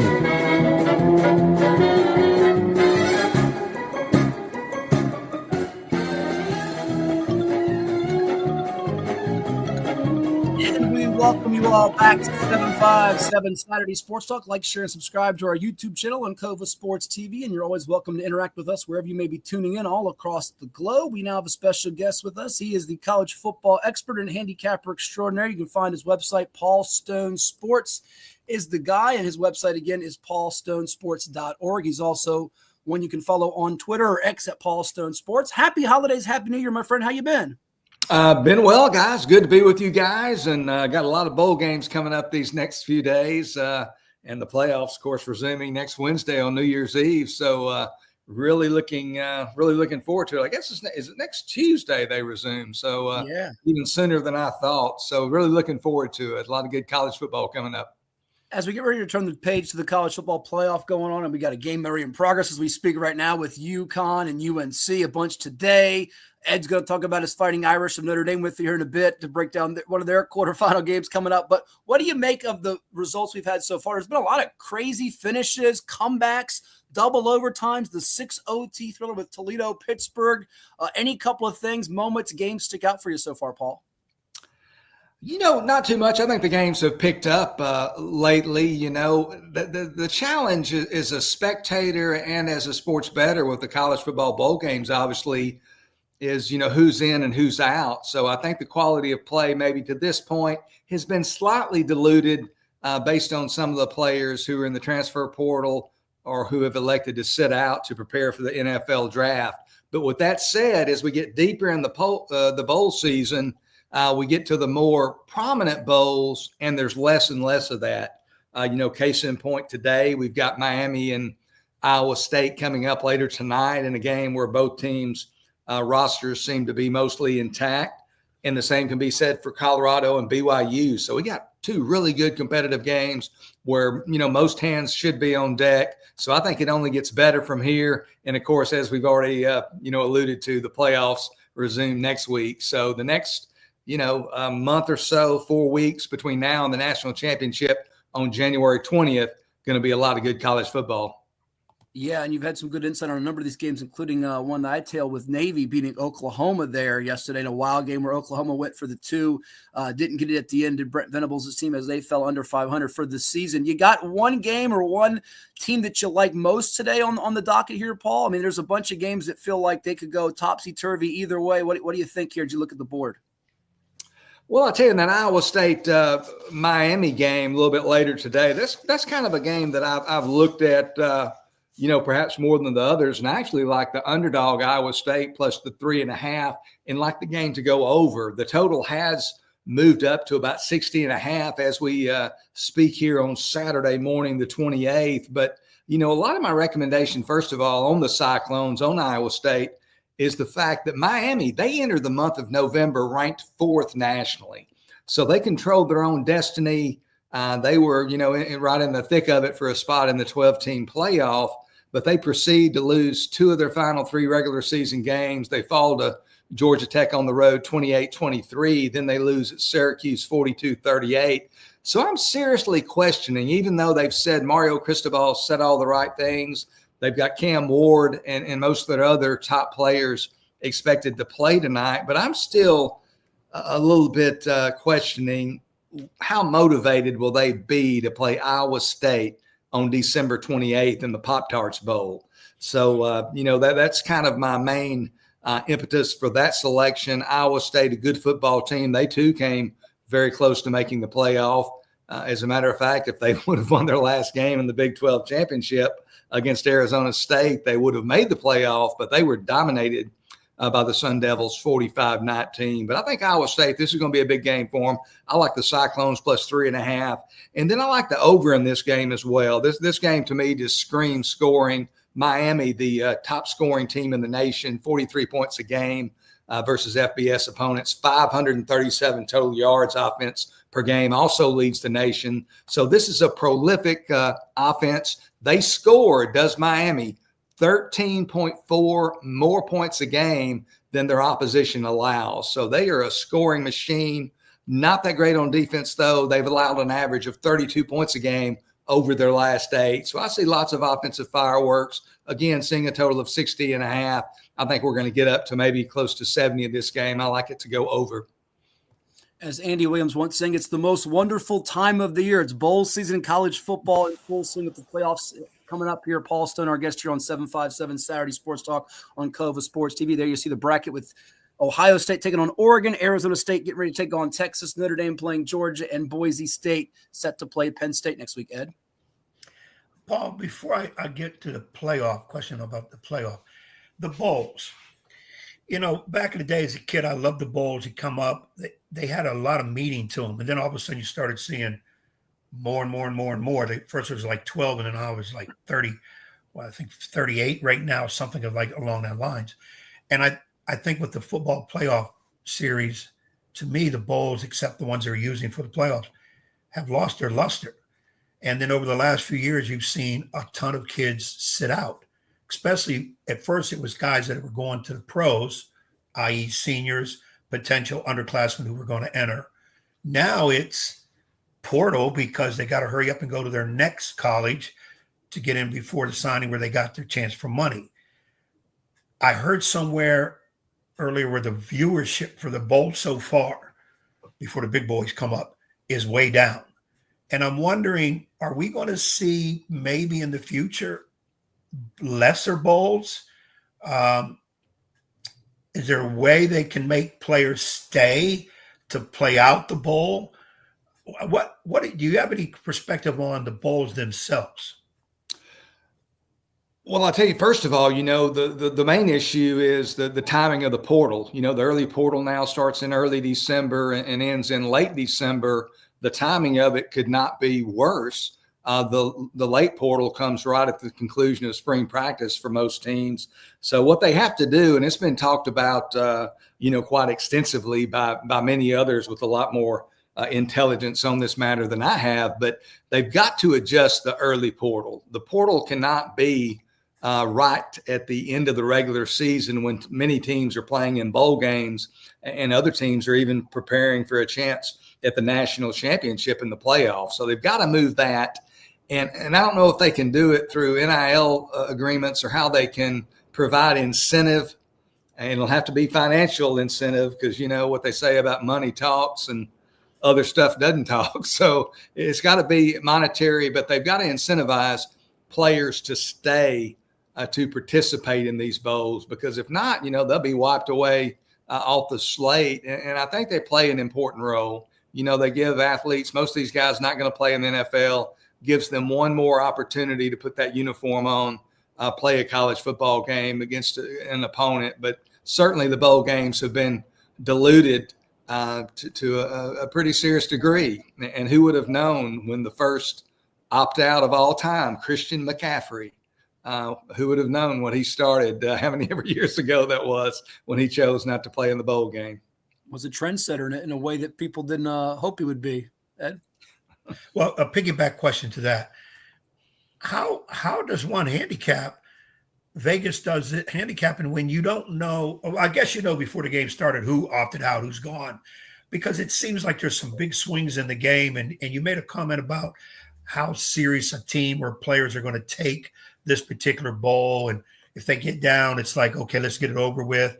But I've seen, I think was it yesterday, Texas Tech blew a 17-point lead. Somebody else blew a 21-point lead.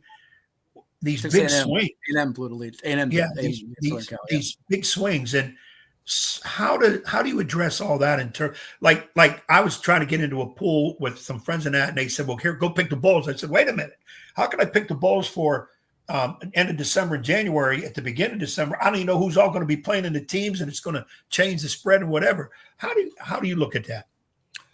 Well, I tell you, you know, during the regular season, my handicapping process is mostly what I would call and what's termed fundamental handicapping. You're looking at statistical, you know, one team's rushing offense, for instance, against another team's rushing defense. How do they defend the run?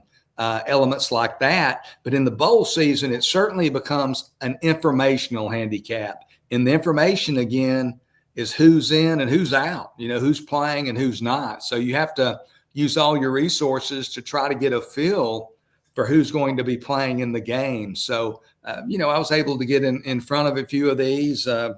won some, didn't win them all, and still have a few to come. But if you really work hard, I've always said chaos and confusion is the friend of the hardworking handicapper, and it certainly adds a layer to it.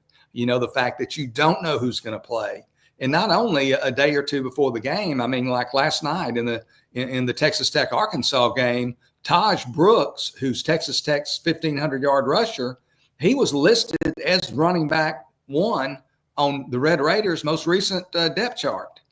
He didn't suit up. He didn't play. He's going to prepare for the NFL draft.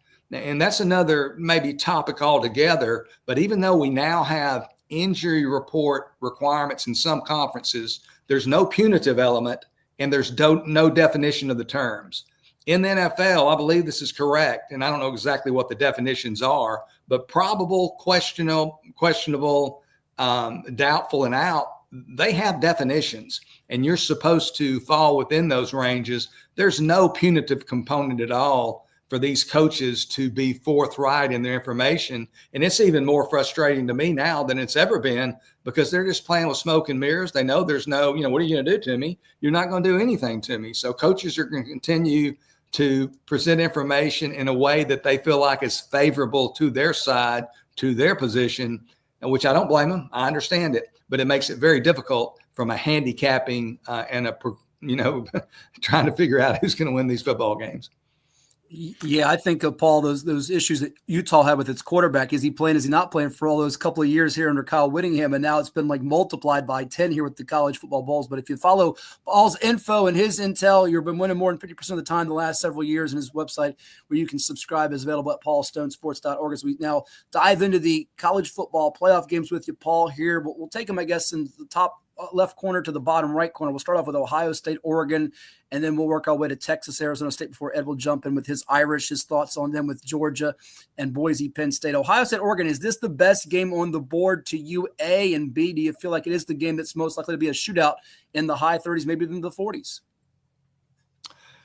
Yeah, it certainly could be a shootout. I think, obviously it's the marquee matchup. I would agree. I mean, Oregon's the number 1 team in the nation. They're 13-0. These two teams played arguably the top regular season game of the season so far. Oregon's 32-31 victory there at Alton Stadium in October that could have gone either way. So certainly there's a great deal of attractiveness to that game. And I could see it being high scoring. If Will Howard, Ohio State's quarterback, plays against Oregon like he played against Tennessee, the Buckeyes offense is capable of putting up big numbers. And then Dylan Gabriel, Oregon's quarterback, that guy's kind of a big game hunter. He kind of, he did obviously get some Heisman consideration, but he seems to really save his best for the big games. I saw him last year when he was with Oklahoma. He certainly didn't single-handedly defeat Texas, but without Gabriel, the Sooners would not have beaten the Longhorns last year in 2023.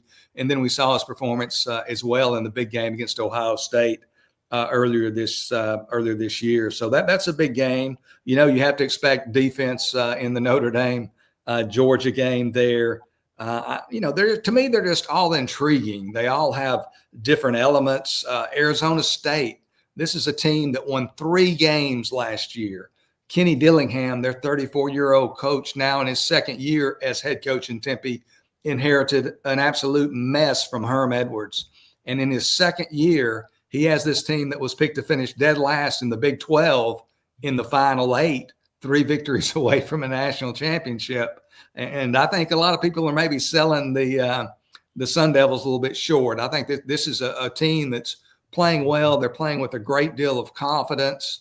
They've been money makers all year at the winning at the betting window. I believe they're now 10-2 against the spread. Maybe it's 11-2 even, but they've covered 6 straight by an average of 16 points. And I think they might give the Longhorns a little bit more than some people are anticipating. Penn State would appear on paper to have Boise State outclassed.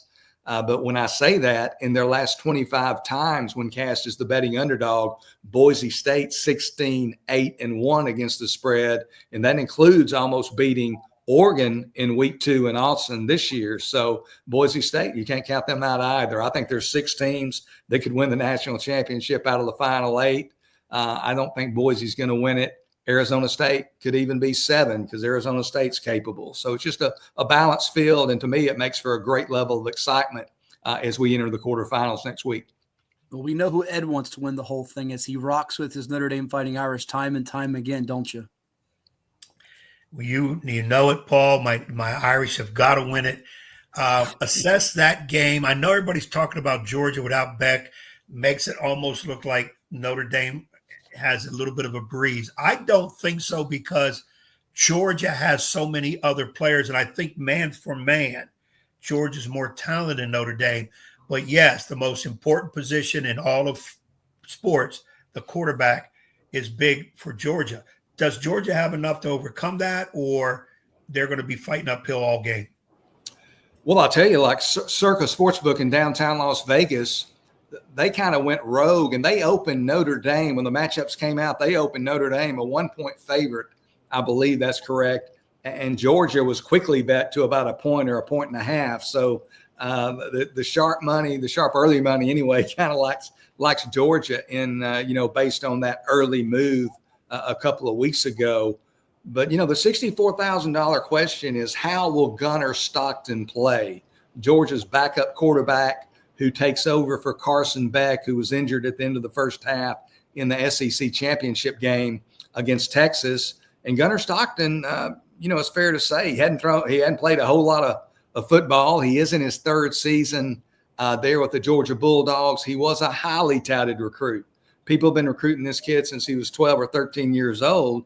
So he comes with a great pedigree, but still he hasn't played. He played a half against Texas, and Texas has a great defense. And now he has to go against another great defense in Notre Dame. So what it comes down to is, I think if Gunnar Stockton exceeds expectations, I agree with you. Georgia's roster, as good as Notre Dame is, Georgia's roster, man for man, is better if you take out the quarterback position. But how will Gunnar Stockton play? And even though he'll have the benefit of extra reps during practice, on the flip side, Notre Dame's veteran defensive coordinator, Al Golden, is going to have the benefit of extra time to prepare for Stockton, and he's going to try to confuse Stockton. There's going to be guys moving around, shuffling, and Stockton's not going to know whether he needs to change the formation, needs to change the play. Is that guy coming? Is he going to drop back into coverage? It's a lot of stuff he's not seen in real time in game action, certainly not in the quarterfinals of the national tournament. So it's just such an intriguing game and a great game. Not one of my favorite from a betting standpoint, because I could see either team winning this game. I actually took Notre Dame before the pairings were announced to win it at 12-1, just based on the odds. I thought they were a little bit long for a team playing as well as Notre Dame played at the end of the year in such a level field. So just a great game, and it'll be interesting to see how that one turns out. Paul, the other question I have, let's go back over to Ohio State, Oregon. Oregon, number 1, undefeated, beat Ohio State. And yes, it was only a 1-point game, but yet they're the underdog. Why? Why is the books do this? And it's happened throughout the year, that team with a better record or whatever all of a sudden comes in as the underdog. So Ohio State is favored currently pretty much consensus by 2.5 over Oregon. They played at Autzen Stadium back in October. Home field, even though I think it's more at Autzen Stadium, home field is generally regarded and assigned about 3.5 points by those like myself who make numbers. So if Ohio State is -1, they lose by 1 at Oregon. Now they get the 3.5 points favor back for home field because they're playing on a neutral. That comes out to Ohio State -2.5. So there were a lot of other data points, a lot of other games that were played. But Ohio State, I think people, even though Oregon is 13-0, they've had some close calls. They've won 4 one-score games. And Ohio State, frankly, as big of a brand as Oregon is, with the Phil Knight influence in the last quarter of century or however long it's been that their program has risen to prominence, Ohio State's still a bigger brand. I mean, that is a massive brand, and I think they shade a little bit there. But it's always interesting, point spreads, and they're they sometimes cause folks confusion. But I think this one, based on that previous meeting, you have to, again, as a power rating guy, and I think this is fairly, not difficult to follow and not something really crazy out there. Ohio State losing by 1 point at Austin Stadium, they get a higher power rating in that game than Oregon gets for winning by 1 point at home because you got that home field advantage. So Ohio State, as crazy as it sounds, because the goal is to win the game, Ohio State gets a higher power rating for their performance at Oregon against the Ducks than the Ducks get at home against the Buckeyes. It's a great point. We'll get you on this one. Thank you so much for coming on the program. We look forward to talking to you in 2025. Again, check out his website, paulstonesports.org, for all the college football intel and handicapping info that he brings you all the time. All right, Paul, we put the bracket back up here. You got the best path. And I saw the hat there. You rocking the Texas. It's your home state. Who has the best path when it's all said and done to win the whole thing? I'm not sure that Texas will be my pick, but I kind of like their path the best because Ohio State, Oregon could duke it out. Notre Dame, Georgia could duke it out. What do you feel about? Who do you feel most comfortable about if you were to take a team at this point, 8 teams left to win the whole thing? Like I said, Matthew, there's just – this is a year, and I think most people would probably agree with this. There's no historically great team in this field. We're not going to be talking even 10 years from now that, man, the 2024, Team A or Team B, that was one for the ages. So there's not a really great team, but there's so many really good ones, but they all have warts and blemishes. I was asked before the tournament started to help a person with a bracket, and hopefully if they do well, they'll give me a piece of the pie. But I picked Ohio State to win it all. I think, again, they're the most complete roster. Will Howard is the wild card. He's thrown 34 interceptions over his 5 years in college, has an interception rate of 3%, which is really it's above average for a college quarterback, much less a championship quarterback, level quarterback. So he's got to play clean football. But I think Ohio State, just forced to pick one team. We look at that bracket, and I know you guys have probably talked about it, but it really shows a flaw, and it's difficult. The committee had a difficult job. They're going to work some kinks out, and hopefully this thing will get better as it goes. But the fact that Oregon has to play, even though they did get a first-round bye, they get to play Ohio State in the quarterfinals, and Texas gets to play Arizona State. And Penn State gets to play Boise State, who are, fairly, even though they could win a football game or two in this tournament, they're the weakest two teams in the field, yet Oregon's got to play Ohio State. So that's not, that's not ideal. That's not the way that they wanted this to work out, I don't believe. But, again, it is wide open. I can see Notre Dame winning it. As I indicated, I've got a ticket on them. The winner of Ohio State, Oregon, would likely play Texas at Jerry's World in Arlington on January 10th. I mean, any of those three teams could win it. So, again, forced to choose one, I'm picking Ohio State. But if you would give me the field, the other 7 teams, I'd probably lay 2-1, put up 2 to win 1 and take the other 7 because it's just wide open. And I know a lot of people want some clarity. They want that just team that stands out, that's a great team. But I like it better this way because there's – I love the parity. I love the fact that these teams all on a given day could win it. And I think even though they're a long shot, I'm not discounting Arizona State's chances against Texas. They did lose their top receiver, 1,100-yard receiver, Jordan Tyson. He didn't play. He won't play the rest of the year probably. He didn't play in the Big 12 championship game against Iowa State, but they didn't miss a beat.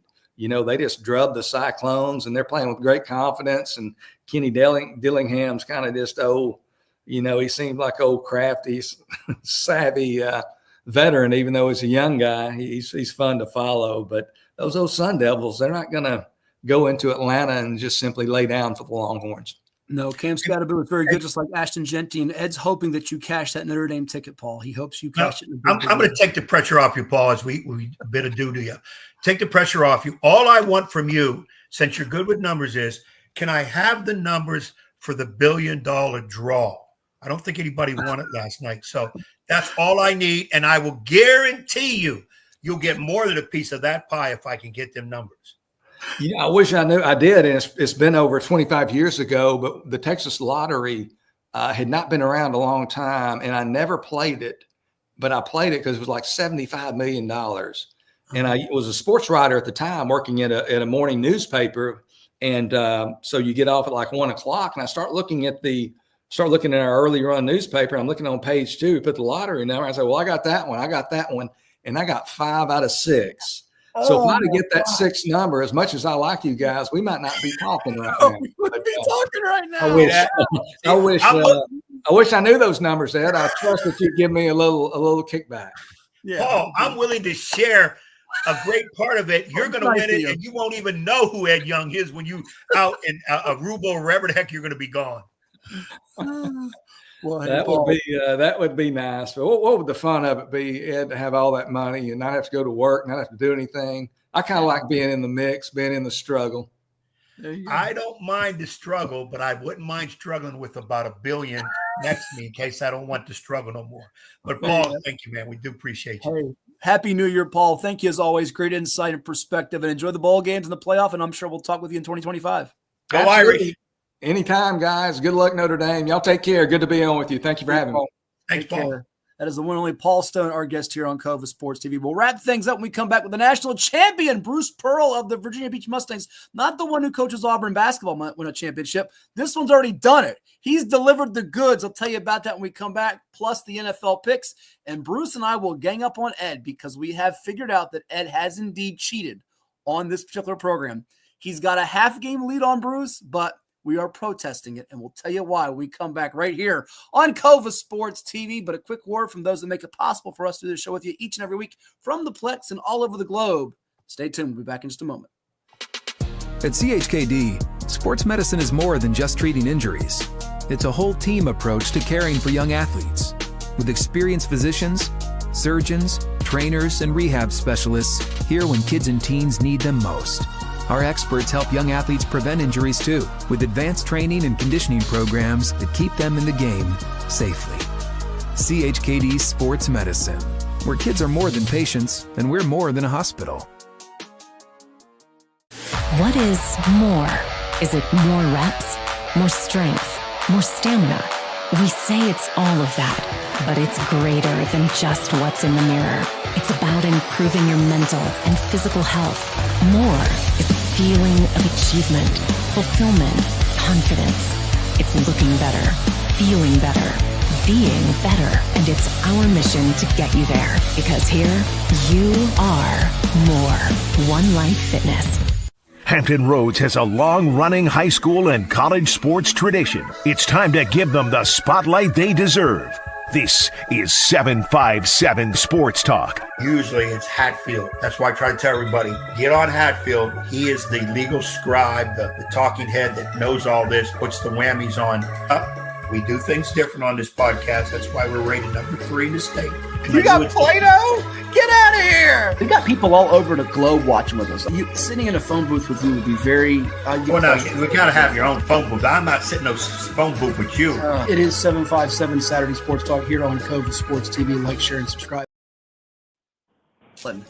Yeah, I am stalling because I'm not sure. I'm calling you Joseph, as in Joseph Stalin. Give me, hot off their win the other night, the LA Chargers, -5.5 against the Patriots. Even though it's West Coast to East Coast and they're probably playing the snow, I'm going to go Chargers. You know, I had one of our... This is 757 Saturday Sports Talk with Matt Hatfield and Coach Ed Young. And we now have with us the champion coach of the Virginia Beach Mustangs. We say congratulations to his national champs, Bruce Pearl, with us, who's been doing NFL picks with us all season long. Coach, congratulations. Good morning. Good to have you on the program. But we must start there. You just saw Ed's pick of Chargers over Patriots, and he pulled one over me before I recognized it last week because they play today, and he got an early line. So he ended up going 2-0 last week. He didn't pick the 3 games, but I think we should leave it up to the audience that they should be able to decide if we should just dock a game from him because he cheated. He clearly tried to get a leg up on you as we show the standings from last week in this season. So last week he goes 2-0 to your 2-1. You ended up winning on Rams -3, Panthers +4.5, loss on Bucks -3.5. as they fell short in the Sunday night game against the Cowboys. Ed won on over 42.5 Chiefs Texans, Dolphins minus the 1.5. I won on Washington plus the 3.5, but lost on over with the Rams, Jets, and the Bucks game like you.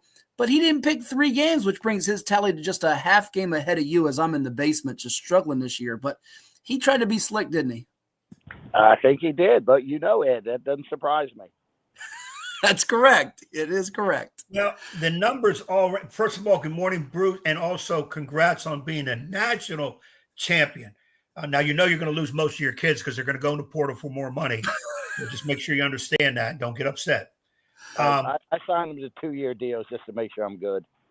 There you go. But your kids only are on a 1-year deal. No, I had to sign them to 2 years. Before we went to Florida, they had to agree to come back next year.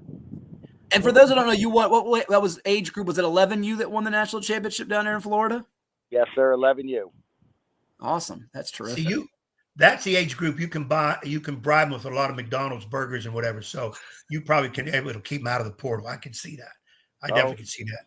There are definitely other coaches trying to grab some of my kids as we speak. It's everywhere. It's everywhere. I even heard in the hospital the other day, somebody tried to take a newborn in the newborn portal because they thought the kid was going to be a great quarterback. So you can't trust nobody no more nowadays. I inadvertently go ahead, Ed. Including you. We can't trust you. Go ahead. I inadvertently picked a game that was in the future. I couldn't believe that. Inadvertently? Is that intentionally or inadvertently? You're nice choosing of words there. Games, when I'm looking down at my phone, all the games and dates are, intertwining. So I didn't even think about that. And I was looking at it harder, but I wasn't looking at the date when I took that. So I'm 2-0, and I'll take that because if I was 0-2, I would sure be hearing, "Oh, that's too bad. You only picked 2. You lost to both. Too bad." But now that I'm 2-0, as this nut job over here always wants to change the rules on me, that, okay, well, we got to give him a penalty. No, what I can do today is to catch up with everybody. I'll pick 4 games. But you got to go. You got to go at the end to take the last 2. You can't step in front after this little nonsense. No. And you don't get 4.5. You don't get 4.5. The line's up to 5.5. So don't try to snooker us there.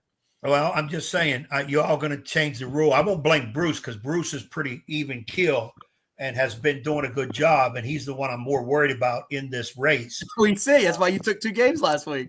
Yeah, I have no idea how I only got 2, other than the fact I went down too far down on the list because the games are all over the place. But yeah, I'll take 4 games. We'll do the regular format, and then I'll take my last game at the end based on whatever's left over, and it could be a garbage game. Are you okay with that, Bruce? Should we boot him out of the club and send him to Aruba, or not Aruba, Abu Dhabi, rather, we should say. He would like to go to Aruba. Yeah, I enjoy the competition. Let him play. There you go. He wants to take on all challengers, including Coach Young. Before we do the picks, though, for those that haven't got a chance to hear, we just referenced that you won the national championship. Pretty cool. Tell us about the experience and any kids that we should know about that 4, 5, 6, 7 years from now we might be watching them make plays on high school football fields. You never know in college because you've had a number of players over the years. Your legendary, we will say legendary Pop Warner program, which people can watch a lot of those games streamed on CoVA Sports TV as well. Go back up on YouTube, type in Virginia Beach Mustangs. You'll find some great content. You've had a number of players over the years, but it had to be a real thrill for you to win another title. It really was. It's been 6 years since we've won a national title. Those kids that played on that team, I think there's 8 of them that have signed Division I scholarships. And there's probably going to be 8 or 10 up of this team that's going to eventually go on and play Division I football. That's awesome. That's awesome. Well, you don't have to give us any names just yet because if you do, then they'll be in the portal like Ed said. So they'll be trying to be. Listen, I don't mind giving the shout out. It was the kids who did the play, and Quincy Pope comes out of Suffolk and had 3 touchdowns in the national semifinal. Wow. Probably had 30, 35 touchdowns this year. Phenomenal talent. He's really come on. Ricky Jones is a 6'2", 300-pound 6th grader. The sky's so big for him. I mean, his upside is ridiculous.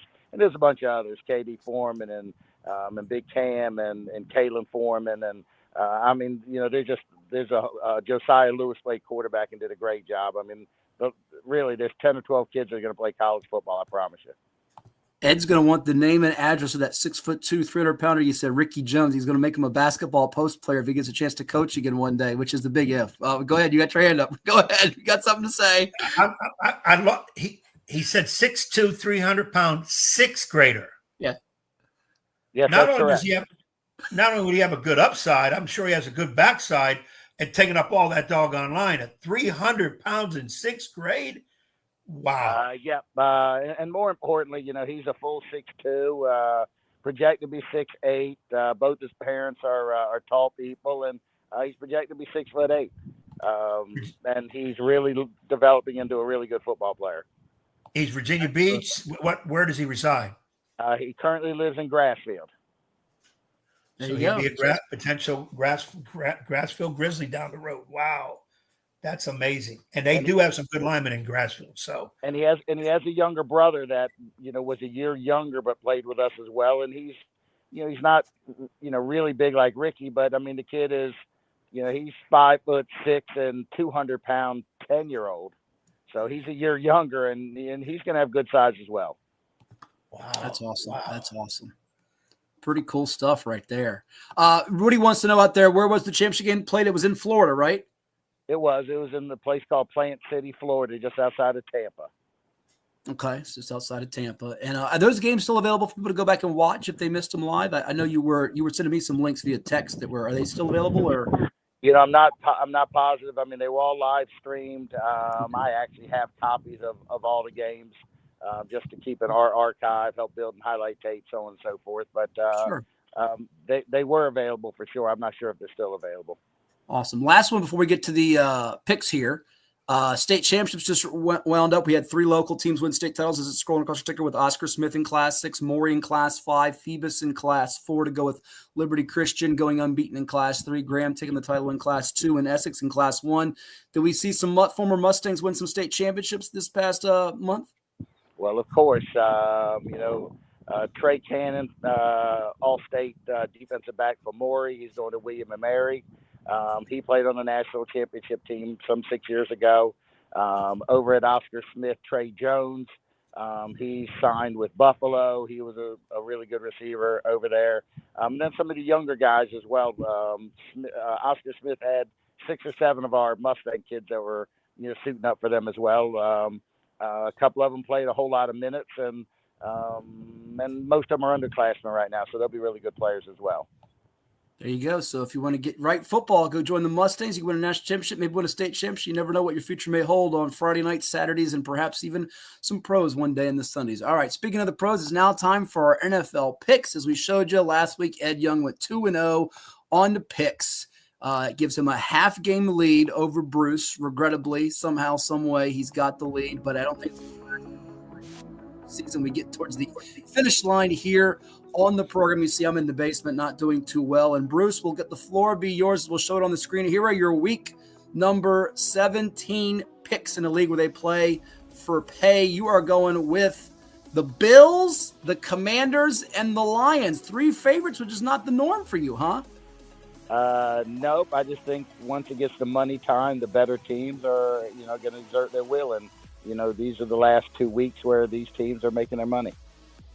So there you go. He's going with Buffalo minus the 9.5 against the Jets, who have cost me in more ways than one this year. That's another story for another time. He's going with the Commanders on Sunday Night Football in the first ever primetime matchup between rookie quarterbacks Jaden Daniels for Washington, Michael Penix now in for Kirk Cousins for Atlanta, trying to keep their NFC South division title hopes alive, and the Lions, who are trying to get the number 1 seed in the NFC, a 3.5-point favorite at San Francisco. Well, Bruce, since you're the arbitrator today, Ed did beat me technically at 2-0, so he should go ahead of me, right, to go here. I should give him that bone, right? I think you should. Yes, that's correct. Well, we'll let Ed go first as he tries to maintain his lead. Go ahead, Ed. The kind soul that I am, I'm going to defer. Oh, you're going to punt? The first pick, and then I'll take the next 2. Okay, well, you take the next 2 and you got the last 2, so that's how this will work, I guess. I tell you what, Bruce, I don't like to copycat you as much as Ed does. That's the only reason why he's only a half a game, or that's why he's a half a game ahead of you. Otherwise, he'd be down 5 or 6 like I am. But I do love the Commanders minus the 3.5 this week against the Falcons. It was my favorite pick all week. I circled it, so I'm going to take that one and hope and pray to the heavens. I didn't have the Bills or Lions. Ed needs to go to what I have, because if he does, I will just punch him virtually on the screen. So Ed gets to go with the next one here, the next two, in fact, and then I finish up with two, and Ed has the last two of this particular game. Go ahead, Coach Young. Well, let me make sure I got the right date. Cowboys and Eagles are playing, right? Cowboys and Eagles are playing. That is correct, yes. I'm going to go to the over 38.5. Is it that low? Really? Well, I know there's no Jalen Hurts, and you got Cooper Rush. So with two backup quarterbacks, you're going with the over there. With Dallas. I think they can get to 40. I think they can get to 40. Okay. That's not a bad pick there for him, is it, Bruce? He might be all right with that one. I think that's a lock for Ed. There's no way he could lose that game. All right. We can only hope it finishes up somehow 21-17 and he loses by half a point. That would be beautiful. Go ahead. What's your next no one, way sir? that could happen. Oh, it can happen. Trust me. I've been there, done that. Been there, done that. Oh, yeah. What's your next one, Ed? That's why I don't follow him and some of the stuff he does. If you only knew, Bruce. Give me, I got to believe this is a good one too. Colts minus 7.5. But them doggone Giants, I could see them covering losing, but covering the spread. But I'm going to go Colts minus 7.5 over the Giants. Not a bad pick there. I think the Giants are done, just like I think this team is done, trying to bolster their draft choice. And one of their 7.57 natives is injured right now, in Jeremiah Owusu-Koramoah from Bethel, who played for Ed's Fighting Irish of Notre Dame. Browns are a 4.5-point home dog. I think the Dolphins will win this, even in the cold in Cleveland, by at least a touchdown. Give me Miami minus 4.5 for pick number 2. And for pick number 3, I took Tampa last week. They burned me like they burned Bruce. I know they're in position to clinch this NFC South with 2 wins here, but they barely beat Carolina in OT the last time they met. 8.5 is a lot of points for a Panthers team, despite their poor run defense that's playing a lot better behind Bryce Young. Give me Carolina, a dog here, plus the 8.5, banking on them only losing by a touchdown, not more than 7. So give me the Panthers plus 8.5, Dolphins minus 4.5 to go with Commanders minus 3.5. Can I get a winning week out of that, Bruce, or will I be under 500 again? No, I like those picks. I've actually looked at all of them, so I definitely like the Panthers. They were terrible against the number early, but they've been really good against the number late. Great point by you, because they've covered 6 consecutive times as a dog. So look at that. Bruce does his homework there, Ed. You get the last 2, and you can't cheat this week because we have millions of people watching all over the globe here as we get ready to turn the calendar from 2024 to 2025. So here you go. You got to take 4 this week. Can it be a 1-3 or 0-4 week for the coach, or will he be able to stay at 500 above this week? We'll find out. Here's his next 2 to decide it. Go ahead, Ed. All right, give me the Rams minus 6.5 over your hapless Cards, who have burned me this year, so I'm not going with the Cards. Come on, Rams. Bird Gang, pull the upset. Pull the upset. I'm going Rams 6.5 minus 6.5. And then for my CCB, by the way, real quick, says Bruce Pearl for president. CC wants you to be the president. She didn't care for Biden or Trump. She wants Bruce Pearl for president. There you go. CC, thanks for tuning in and chiming in. Go ahead. What's your next pick, Ed? I tell you what, this world would be a lot different with Bruce in charge. I would vote for Bruce too. I can see it. All right. It'd be a fun time. All right. Be a fun time. What's your last one? Go ahead. All right. Oh, now this is the one that's going to make or break me right here. Let me go with. Let's hope it breaks him. Break him in half. He's stalling again, Bruce. This is his way of stalling. He doesn't have a 4th pick. He doesn't have a 4th pick. Go ahead. I really don't. Give me the. I'm not touching these big time games. Thank God you guys took some of them. Give me, and this is a team that has killed me all year. I'll take them anyways. Jacksonville at home. Oh, you're desperate. I know. Jacksonville at home. It's only minus 1.5 against Tennessee. There's a reason. They're not very good, but yeah. Give me the Jacksonville Jags minus 1.5 over Tennessee. All right, Bruce, you feel good about taking the lead over Ed this week? I do. You've got the Colts, the Rams, the Jags, and an over Cowboys, Eagles. I think you can go 3-0, and even if he goes, let's say 2-2, that puts you back in the driver's seat for the last week of the season. Yep, I'm not sure about those Jaguars either, but look, that's why they play the game. We'll have some fun and watch them. There you go. There you go. Well, we appreciate all the comments and people weighing in like Heinz Weber and Cece out there in Woodrow and many others. We thank you all for doing it. Bruce, happy holidays. Happy New Year to you, and congrats again on that national championship. But I'm sure we will see you sooner than later with the Virginia Preps Classic around the corner, and we'll have to do some lunch or talk shop, all the football, great stuff happening, and be well. And we wish you all the best and hopefully surpassing Ed this week.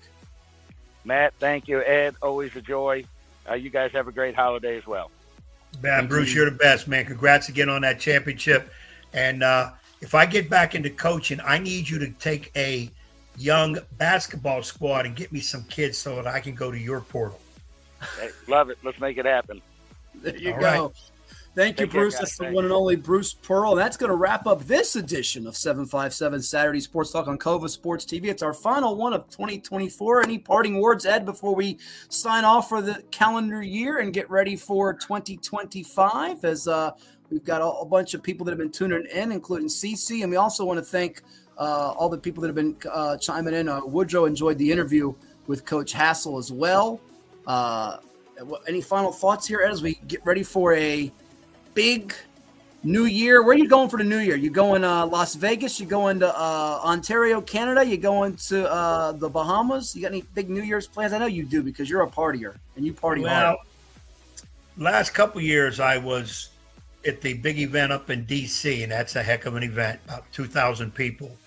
But unfortunately this year I will be in the confines of the house here with the dog, and right now I'm not going nowhere.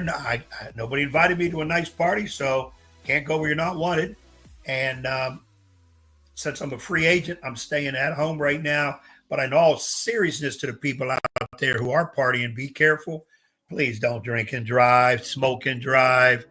You know, it's amazing how I'm on the interstate going 62 miles an hour, and I'm smelling weed, and it ain't in my car. So I don't understand how people are smoking the weed on the highways.